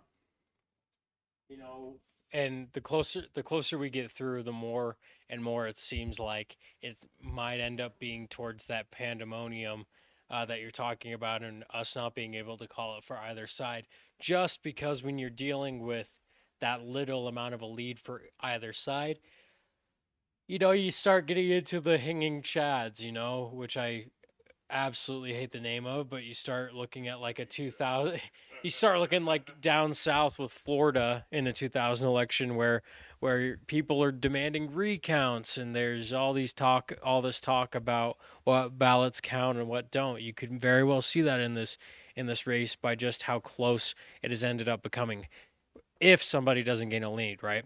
What I do want to say is, Matt, how could you get Muskogee County correctly pretty much the first time, but then Fayette County and Forsyth County you're just like in the dark on? Muskogee's way harder. No, well, it's from the country. We can't get copyrighted during this stream, but anyways, the point is, that it just came more naturally. I'm sorry. It's just interesting. I mean, I think we need to make a country song called, like, I don't know, something from Forsyth, so you can understand what the name of it. And I mean, I don't want to hear you try and pronounce, chat. Oh, yeah. Hold on a second. Lafayette made a cavalry charge in Fayette. There we go. Boom, bada, bing. I don't know if you guys know who Lafayette is. He's a famous French cavalry commander who came to America to fight with George Washington, but that's what we're going to go with now. Lafayette from Fayette. We're doing good now. We're doing good. Yeah, except you just said Fayette, and it's just Fayette. Viva la revolution. We're doing good. Here, catch this real quick. Oh, that's okay. Fumbled the ball. Herschel Walker may have fumbled the ball. That's not good at all because actually, Walker's gaining now. So 75%. Warnock is only about 3,000 votes ahead now. Chad, you may have got this right incredibly here because it might flip again depending on where these votes are coming from. We take a look again at those Republican strongholds here. You know what? These rural counties right down through here are ones that just reported. That's why Walker is gaining now. Now we're just waiting for these other rural counties like Dade and so forth. But, again, guys, keep in mind, Fulton County, only still 55% reporting. It's not been counting votes. Why is that? Well, they're counting votes. It's just they haven't reported them yet. That right there, I'm telling you, 60,000 votes. 60,000 votes Herschel Walker has to do to pull something out here. Because these counties right here, some of the votes are going to come back Republican. Some are. But these are Democratic strongholds. Most of those votes are going to be Democrat. the votes that are coming out for Herschel Walker in those counties are not going to offset all the votes coming in for Raphael Warnock. And that right there is going to be important. So 60,000 votes minimum. And that's pushing it, right? He needs 70, 80, 90, even 100,000 vote lead just to feel comfortable, right? In this late of the stage of the race. I feel like almost that's even a big ask, Matt. I feel like that big of a lead is probably not going to happen for the rest of this race, and if it does, it's going to not happen rather quick. Sorry. It might happen, but it's going to go away rather quickly. I just think that we're tied at 50% right now, I guess. Warnock up by like 1,500. So I don't think that's really going to happen. You know, it will be interesting to see though because I mean, at the end of the day, you're having to look at the total number of votes that are coming in from these counties. I mean, I'm not a professional pollster, but I know a thing or two here and there. It's my major. But the thing you have to keep in mind here right now, because Walker just took the lead here, so now he's ahead by about 1,000 votes. Again, you have to look up at those big counties, things like Clayton, Fulton County, all these different counties there. Matter of fact, let me just take you guys back on the board real quick. It's right over here. Transition. Was that cool? Was that smooth? Okay, probably not, but that's okay. Anyways, the point is here is now Walker's gaining. But again, I want to point your attention to these big counties around Atlanta, Georgia. All those peaches are voting Democrat right now. Because look at this. 55% still. There's a big Democratic peach right there. Big peach. A huge peach of votes that are still being left to count inside of Atlanta, Georgia. We're still waiting on a lot of it. This right now, this don't matter. This is pixie dust. This is not freaking real, right? At the moment, because we're still waiting for all those votes to get tallied. You're going to see a massive boom for Raphael Warnock. And again, he needs that cushion to stay in the lead. Does he have it? We don't know. I mean, yeah, that like it's. Sorry, I'm just thinking of James and the Giant Peach now that you did that reference. I was referencing that, I think. Yeah, that's what I was thinking of. Yeah, so I was like, it's interesting. I mean, I don't know. When you look at a few of these counties with 55% of the vote in, 67% in Atlanta, that could end up being a rather sizable lead for Warnock in a lot of these counties. The difference is a lot of these are in-person votes coming in. In-person votes tend to slightly lean in favor of Republicans and red votes. So is Warnock going to get enough of a landslide to really take a sizable lead over Walker is the real question. Well, this is not going to be a landslide. By no stretch of the imagination is this going to be a landslide for either candidate. Well, yeah, obviously.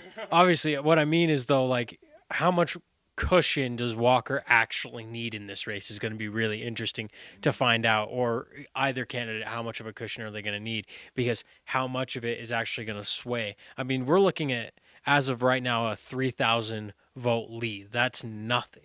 Well, again, remember, places like Fayette, and Forsyth, places like that, these are the counties that have not been counting votes as much, and those are the Republican strongholds, right? Those are the only places Walker is going to get a lead from. Those are the only places where a big batch of Republican votes are waiting, and once that's spent, it's spent. If he does not have a massive lead, and again, I'm saying 60,000 votes, minimum, 60,000 votes, and then it'll slowly be chipped away by those votes that are coming out of places like Clark County, Fulton County. Let's see what else we got around here, around Henry County. All these different Democratic strongholds within the state. You got Rockdale to the northeast or the southeast, Cobb County, especially Cobb County. All these places are only about 50% reporting. 50% reporting. And that's huge at the moment. Because, like I said, he's going to need at least 60, 70, 80,000 votes just to feel minimum, just to have a chance. 100,000 votes to feel comfortable at this point. Because remember, these counties are going to eat away at his lead, right? And so at the moment, it's still anyone's game, but it's not looking good for Walker. Yeah, we talk about like rural counties, there's less people in rural counties, but you also have to look at, Dodge County, which I don't know how many people, I'm sorry, Dodge County, live within the county of Dodge County. They haven't even reported yet. Well, we can take a look here. Let's see here. Dodge County is a little bit past. We got Wilcox, Dodge. So from the November runoff, we had about 6,000 voters there. So still not as. Oh, we just got a big. Here, let me take you guys back to the board over here. We just got a massively. Remember what I was telling you about? He is now leading the race by about the same margin as he did. Matter of fact, that's actually rather close. Look at that. Oh wait, never mind. Hold on a second. False flag, false flag. I apologize. But still, look at that number right there. 922 votes. I was thinking, oh wow, he's leading by the same margin that was in the November runoff. And guess what? It was the November general election. Point is, either way, it's 50-50 again, right? Again, some of these Democratic strongholds are dropping down votes. If you take a look at the differences here, you start to see that there is a little bit more blue in some of those counties, right? That's troubling for Republicans because they cannot afford to lose anybody. So you might see some Republicans who went back on Walker because of some of these recent scandals. Thought again about him. Apparently, him being a werewolf was just was a no-go for some voters. So we're still waiting on these kind. Matter of fact, we just lost 100 voters there for Herschel Walker. Herschel Walker's got a dump, and now he's 2,000 votes ahead. We're seeing these numbers come in real time, right? There's a lot of stuff coming in here, so we're still waiting a lot of this about this, Chad. Yeah, this is going to be the point in the election where you start to see very small numbers of votes coming in at one time. It starts out, you get all those mail-in ballots. It's like, wow, we just got 50,000 votes for Warnock or for Walker, and now you're seeing 1,000 here, 500 there. It's going to start lulling. You're going to start seeing it become slower and slower as we inch in with that remainder of about 24% of the vote yet to be counted. So that's going to be something that we're going to see. It's going to be interesting to see how long it takes for this 24% of the vote, remainder of the vote, to be counted, because are we going to see it tonight? Are we going to see it tomorrow? Are we going to see it in the next coming days? Because this is the point when we hit in elections, when it starts. You start out at a rabbit's pace, and now you're running at a snail's pace, Matt. Too, one of our viewers actually mentioned Cobb County. Cobb County is going to be very interesting to watch here as well. As a matter of fact, I didn't even notice this. So right now we're looking Cobb County, 56% of the votes in, and it's sort of a even split. Now, keep in mind here, back in the November general election, we look at Cobb County. Raphael Warnock won that by about 16 points. 16 points there. But look at all those Republican voters. This is a suburban county that's still is very urban. It's sort of experiencing urbanization, but still a big suburb county. But there's a lot of votes there, a lot of votes, and we're going to see a lot of Republicans turn out to vote there. So we're starting to see how these votes are starting to come in. But again, we're seeing things like Fayette still waiting on votes to be counted there. If we go back to Forsyth, we're starting to see votes still needed to be counted there. We're still waiting on a lot of different parts of this race to be counted, and a lot of Republican votes are still going wacky like this. We're starting to see Democrat votes still being sitting there. Again, most of these votes right now are coming in from those rural counties. Now, that's great and all for Herschel Walker, but rural counties are going to tip him a little bit, just a little bit. As soon as these urban counties come in, right, that's the big stuff. Honestly, we still do not know if Kemp's endorsement has helped Herschel Walker at all, right? Because it's still, independents are like this with Herschel Walker. They're favoring Raphael Warnock. So it comes back to that question. How many independents decided to vote for Herschel Walker? How many of those voters that came out to vote in this election that didn't in the past election come out to vote for Herschel Walker or Raphael Warnock? We still don't know that number. We still don't know the turnout that came back to vote in this election. It's record turnout, but did the same voters come out to elect? We still don't know. And as we move, through the rest of the night at a snail's pace, it's going to be rather interesting to see. Herschel Walker just barely goes up by about 6,000. votes right now, and so it's it's going to move rather slowly from here on out as we're talking about it. Um, you're going to see lulls in reporting. You're not going to see as many big dumps of votes as much anymore. So it's going to come down to who can just start building up a somewhat of a lead, somewhat of a cushion, if at all. Maybe we're going to start seeing a race where it flips back and forth and nobody develops a sizable cushion and you end up getting into the 90th percentile of votes coming in where you still really don't know who's gonna take that race. It's going to be rather interesting to see in the state of Georgia. Herschel Walker goes up now by about 8,000 votes as just a little bit starts to come in. We were at about 78% of the vote. Little by little, votes are going to start coming in for either or. Kind of funny with the way votes are reported and things like that. Walker up by only 0.4% right now. I mean, that's again 8,000 votes, 0.4%. 8,000 votes, by the way, is triple the population of where I grew up. So it's pretty big for me, but in reality that's not anything in in a Senate race in the state of Georgia. Yeah, we're still waiting on a lot of these votes to come in again and looking at those urban counties. Sorry, did I just have a voice crack there? Yep. I'm so sorry. That might have been, Haha. that might have been as bad as your Ohio reference, but that's okay. Or your pronunciation of foresight. You know what? I choose not to remember any of those words. But anyways, speaking of which, Fayette County, going back to Fayette, we're still waiting for a lot of votes to come out of that county. We're still waiting on a lot of votes coming out of Fulton. Still looking at a lot of votes coming out of Clark County and Cobb County. All these different things. Although I have to say, not to see as many people voting for Herschel Walker in his home university in Clark County. That must be a kick in the nuts, as it were, to to Herschel Walker. We're still waiting on a lot of stuff there. We're still waiting on a lot of votes coming in here. I mean, honestly, it's a rather interesting race. I mean, honestly, for a runoff election where the Senate has already been decided, not even like last time in 2020, but when the Senate's already been decided, the amount of people turning out to vote in the state of Georgia is actually rather interesting. So many people come out to turn out to vote in Georgia. According to the Secretary of State, it was record numbers. So honestly, it's incredible to see here, Chad. It's really incredible.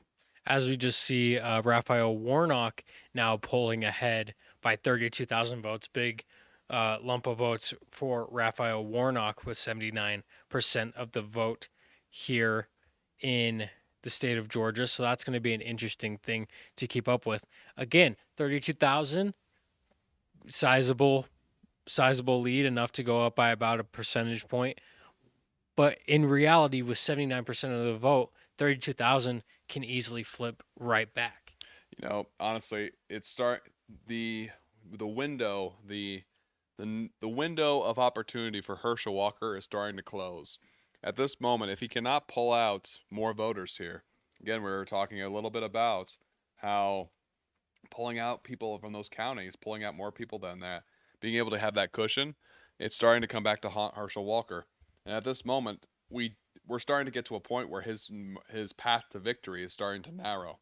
He needs to pull out so many voters in counties like Clark, counties in like Fulton and Fayette and Forsyth. The only problem is the votes might not be there. And so at this point, we're starting to see some worrisome numbers in terms of Herschel Walker. Warnock is doing great at the moment. His team is popping champagne. The point at this moment is whether or not Walker has the turnout to actually come back out for this election. Yeah, it's going to stay close. We're at 80% of the vote in the state of Georgia. It's just going to keep lolling on for what may seem like forever. You seem so excited about this race, Chad. It's not even just the race, it's more just in general how elections, when you start getting towards the end of the voting, it just starts lolling. At the beginning you're like, this is so awesome. Oh, we're getting results so fast, and now it's just what goes on. You get the the slow votes coming in. Well, that's the interesting thing. I mean, it's like it's not like a presidential election. It's not like it's a midterm, and so but just as much as a presidential election, these are important numbers. I mean, honestly, let's talk a little bit about the implications for this is for the Republican and Democratic parties. I mean, the Democrats have seen massive gains in some of these purple states. The main gain that Republicans saw was being able to win in places like Pennsylvania, Michigan, Wisconsin, some of the places in the Rust Belt. At this point, that window that was opened up by Donald Trump is now starting to close because of the controversies that have surrounded the Trump's presidency, some of the controversies that surround some of his candidates, some of the controversies that have surrounded the Republican Party. And so at this moment in time, it's Republicans are going to have to take a big step back and sort of decide for themselves what they want to be. Who do they want to be as a party? What is their legacy? And at this point, the worries of them back in 2012, are they going to be a permanent minority party? Some of these things are starting to come true. They gained in 2014. They gained massive seats in 2016, right? They took both houses of Congress. They lost the House in 2018. They gained in the Senate, though. In 2020, they lost both houses of Congress. They barely took back the House here in the 2020 election, or 2022 midterm elections. And they lost the Senate, even though they could have very well taken it. I mean, we saw polling data on this. We talked about it. And so at this moment in time, the strategy for Republicans at the moment is starting to go all over the place. You saw every single one of the Republican candidates that were election deniers lose their races. You saw most of the Trump candidates have a trouble gaining the popularity they needed. We saw with the Democratic strategy to fund some of these Trump candidates to be easier for Democrats to win against. We saw that strategy work when many people thought that might have been a massive mistake.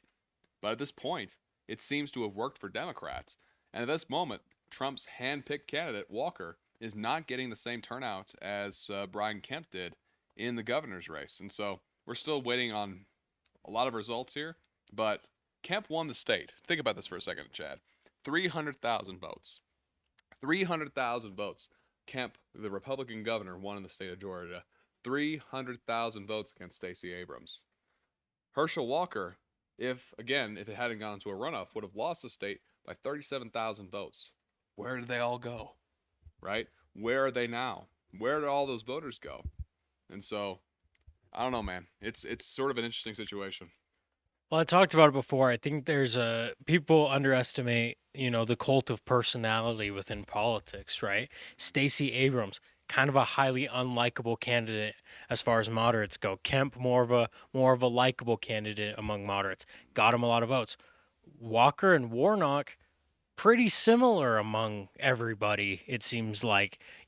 Not quite. Some people have some concerns with Walker. Warnock doesn't have as many of those obvious concerns about him, but both, as far as personality, cult of personality goes, relatively even. That's why you're probably not seeing the same amount of votes for Walker as Kemp got, because just the relative likability of Warnock as compared to his party mate Abrams. Oh yeah, definitely. And again, you can sort of start to take a look. I'm gonna take you guys back to the board real quick. Just take a look at. Sorry, we're still transitioning here. Honestly, we can get this thing on a swivel, and you guys watch me walk this way. Well, we're working on budget here. All right, don't worry about it. Now, here's the thing. Right now, look at this right here. This is what Kemp's race looked like for the governor. Look at this right here. 300,000 votes Kemp won by, even with the Libertarian candidate, right? 28,000 votes with the Libertarian. Still got over 50%, didn't go into a runoff. Stacey Abrams lost in part two, right? She's down 0-2 at the moment. But look at that, 300,000 votes. You look at the spread on the counties. This is important, right? Then we just scroll up here. This is what Raphael Warnock and Walker's first round looked like, right? Look at that. You start to see some of these Republican strongholds wane, right? Why didn't these AIM independents come out to vote for Herschel Walker than they did for Raphael Warnock? We've been saying it all night. It's starting to become repetitive. This is why this is so important. This is why some of these things are why Republicans are like, what the heck's going on here? It's why they're drawing the conclusions of, okay, maybe Trump candidates are not the best way to be going here. Because look, Kemp, popular among independents, popular among moderates, right? Wasn't a Trump bootlicker. You go to look at Herschel Walker here, handpicked by Trump, and is having a major difficulty at winning the seat. You go back to the election results here right now. Warnock is starting to take ahead of the lead here. And again, we go back over here to Fulton County, 55%. There's a big peach here. There's a large peach, possibly big enough to fit a child in, as we were talking about with that cartoon, right? The point is, look at this. There's a big chunk of votes still left to be counted here in Atlanta, Georgia. The votes aren't there. The votes right now are leading towards Raphael Warnock. And so we have 81%. There's 20% of the votes still left to be counted. And at the moment, it's not looking good for Herschel Walker. It's going to be interesting to see throughout the rest of the night. Within the state of Georgia, it's going to be rather interesting to see how it's going to pull between Warnock and Walker. It's going to take a minute. You're going to start seeing in the coming hours.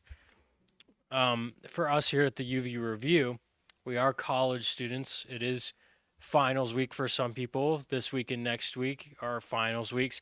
So we don't have the budget or investment that Fox News or CNN have to be up all night with you guys. So what we're going to do is we're going to take one more look at this race. We're going to we're not going to call anything, obviously, because it is so close, but we are going to take a look at it. We're going to see what we think. We're going to give our final thoughts, and then we're going to let y'all cover it yourself, as we've been on for about 2.5 hours. So, Matt, what are your final thoughts on this race, and what are your hopes, thoughts, worries, concerns, doubts, feelings? Well, Chad, I'm glad you asked. Before I get into that, though, I just want to take a quick moment to highlight you, as a matter of fact. For those of you who don't know, Chad has been our broadcast director here at the Review for this entire semester. He's built it up. He's transformed it, as it were. He is the reason why we can do stuff like this. He has gotten a great internship opportunity up in Washington, D.C., and he'll be leaving us next semester. So if I could just take a quick moment and say hallelujah and thank you, Chad, for being such an awesome guy. Can I just say that real quick? Is that okay? Right? Honestly, Chad is not Ohio. I mean, he's so fantastic, so huge, as the former president would say. Right? No, I'm kidding, Ohio. I love you. Okay, we love Columbus. We love everyone here, or Cleveland. We love everyone there in Ohio. But again, not reflective of the Review. This is reflective of the Review, though. Chad's been an awesome director there, and he's done a great job with it. So if I can just take a moment here, Lexi, come here real quick. We are just wanting to sit here and say, Chad, thank you so much for your service here at the Review. We appreciate you. This is probably the last live broadcast we're going to be doing, so we just wanted to say thank you, Chad. God bless you. Thank you, Chad. Well, y'all. We had to switch the board back. I really thank you. I thank you guys. I think it's been a real learning opportunity. It's been really fun. We've made a few lifelong friendships, I think, here at the UVU Review, and it's awesome. Bittersweet to be moving on. It's something that I've loved being a part of. I love that we get to do these live broadcasts. We get to talk about all of these things, but I really thank you guys so much, and I thank our audience for tuning in. And thank you, Matt. Of course. I mean, honestly, we say lifelong prior to this semester, and I'm glad we got a chance to meet. So, Chad, God bless you. I appreciate your time. As far as our final thoughts are concerned, gentlemen, ladies and gentlemen, okay, I want you to keep in mind a few major things from this race. A few major things. One, independents and moderates are important to elections. Okay? They split their ballots. They choose who they want to vote for. And the issues they care about tend to win in elections. If they care about immigration, Democrats and Republicans are going to be talking about immigration. Typically speaking, if you just assume for a second Republicans and Democrats will vote down party lines, who is left? Who becomes the undecided voter? independents and moderates, people who have not decided who they want to vote for, not people who have not chosen a candidate to get behind, right?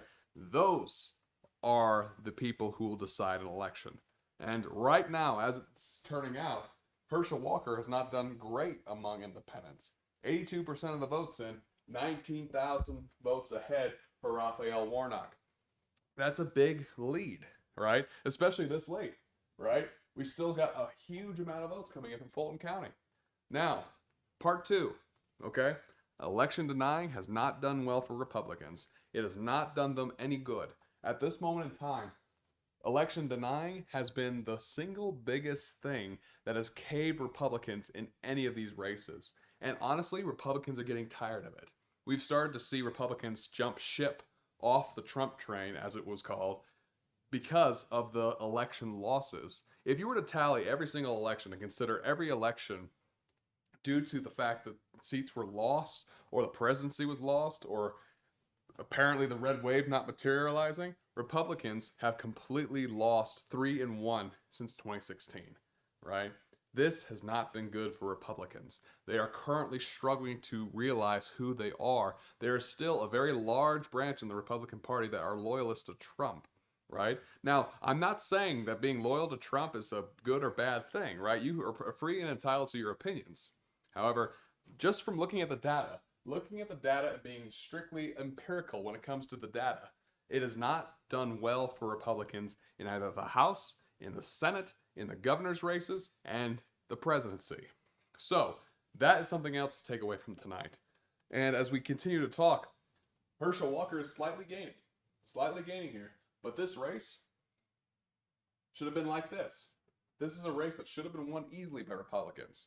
This is a race that is so close, it should have never been this close, right? These are things you have to consider when looking at this race. It's important to the race. It is so, so important to the race, right? Independents and moderate voters. Now, third and finally, coming to this election result, right? Turnout. People came out and turned out to vote in huge numbers when it came to early voting, mail-in voting, right? Ever since 2016, right, or 2020, Republican voters have not been wanting to vote in person or vote early by mail, and that has not done them any good because you get big leads in the front end. Big people. It's easier to vote easier to vote by mail or through those other means, early voting, than it is to vote in person on election day, right? It's why people have been calling for election reform for years when it comes to the subject of election day. People have said, let's make it a national holiday so people can make it there. Let's make it easier to vote. And whether you agree with those reforms or not, by definition, it's harder to vote on election day than it is to vote by mail, right? Utah's been doing this for years. It's almost an entirely mail-in vote election here in the state of Utah. Now, yes, mail-in votes take a lot longer to count. We saw that in 2020 during the pandemic, right? But at this moment in time, Democrats have gained largely simply because they've utilized the tool. They've taken it and used it against Republicans who have seen it as a method for fraud, right? That is why you'll see this gain later in the election with in-person voting, and then slowly you'll start to see Democrats gain again. It's why you're seeing this. We saw it in 2018, we saw it in 2020, and now we've seen it again in 2022. Chad, there is a pattern here. There is a massive pattern. And if Republicans don't get on the ball here when it comes to these different patterns, they're going to lose their identity. And they will realize the dream that Mitch McConnell was worried about, them becoming a permanent minority party. The Republicans have to change. Republicans have to realize some of these things, and they're going to be realizing some of these things when the next election comes around. So we haven't seen a winner here yet. Raphael Warnock is only leading right now by about 3,000 votes in the state of Georgia. But if I had to make a prediction here, this may come back to haunt me. But I'm going to try. I'm going to try here. Based off these counties, and Chad, you can give your thoughts and predictions right after this. But if I had to give a prediction here, I don't know if Walker could pull out a win here. And the only reason I say that is because places like Forsyth have not pulled people out as much as they have. Now that might change. 62% voted here. Now, I'm not going to call this either way because at the end of the day, Herschel Walker could still pull out a win here, right? But from what it says right now, Warnock is more likely to become the senator of the state of Georgia than Herschel Walker is at the moment. Yeah, thank you, Matt. I think just to give a little bit add on to that, I think it's going to be very close. I think it's too close to call right now, very much so. I think it. I'm going to go with you, Matt, there and say I think it does lean more towards Raphael Warnock in this race. Just looking at what happened in the midterm elections, there's been nothing to really knock Warnock off of his pedestal. As we see, Walker just barely pulling ahead now by about 5,000 votes, 84% of the way through. It's going to be really close. It's going to be something to keep an eye on. I hope y'all all keep an eye on it. We're going to keep an eye on it, but that's going to end our election coverage for tonight. We've got some stuff to do. It sucks being a college student heading into finals week. I'm sure if any of y'all are college students out there, if you follow the UVU review, you know that. I want to say thank you to Matt, thank you to Lexi. I want to say thank you to everyone at the UVU review. I've enjoyed my time here, and while I may be leaving, we're gonna still have some great broadcasts coming up in the next semester. We're gonna be talking about news, arts and culture, anything relevant to students of UVU and to Utahns as a whole, health and wellness, things like that, as well as continual political analysis like this as well. We're so excited to be starting a new chapter, and we've got a few new things coming your guys' way. So be sure to like, subscribe, comment, all of that on YouTube. Follow us on social media at UVU Review on Instagram, Facebook, Twitter. We're trying to put together the best program we can here, trying to get it rolling post-COVID and into a new era. So it's something great. And plus, ladies and gentlemen, if you like analysis like these, if you have any suggestions on things we should do next, honestly, feel free to reach out to us. Comment in this video that will eventually be posted out there. Comment in our comment section. Let us know what you want to see. Honestly, Chad, these have been fun to do, and they've been fun to do with you. And again, I'm so sad you're leaving. What the frick, man? Is honestly, if you guys like these things, show us. Let us know. Let us know how we can improve and more cater our coverage. We don't want to be biased in our reporting. We try to be as unbiased as we can. We just want to give you guys the news the best way we can. Except when it comes to Ohio, as Lexi was saying there for a second. Ohio, we love you. Come on. It's fine. It's fine. It's just a joke, okay? You can make fun of Utah if you want to. Just before we go, just a quick last-minute update with the race. Georgia now, Herschel Walker is starting to pull ahead with about 8,100 votes ahead of Warnock. And that is because we're starting to see places like Fayette County. Remember what I was telling you at the top of the hour? Fayette County is actually pulled ahead for Walker. You're starting to go to see. Matter of fact, just last minute. I promise. Last minute there. Here, real quick. Last minute. Oh, Matt. Oh, how you ruined such a good ending. Yeah, it's fine. It's fine. I love this kind of stuff. Just quick. Fayette County is starting to pull ahead for Walker. And you're starting to see a lot more votes come in for Walker inside Forsyth. However, again, say it's 50-50. Again, you cannot make that call until Fulton County gets above 80%. 80% is what you need to be looking at here. And so, people at home, you got to be watching that for those urban counties, okay? You got to be watching them. You got to be playing plenty of attention there. But, ladies and gentlemen, thank you for so much, honestly, for tuning in and watching our coverage. Chad, thank you most of all for being here and your service here at the review. We want to thank quickly Lexi, who's been operating our switchboard, switching back and forth. I know I've thrown a few curveballs here and there. We appreciate her so much. And Andrew, who is here at the top of the hour and taught Lexi how to do the switchboard. Ladies and gentlemen, thank you so much for tuning into the UVU Review live broadcast here at Utah Valley University. God bless you. We hope you have a good night. Stay tuned for more coverage as it comes in the coming weeks. And good night.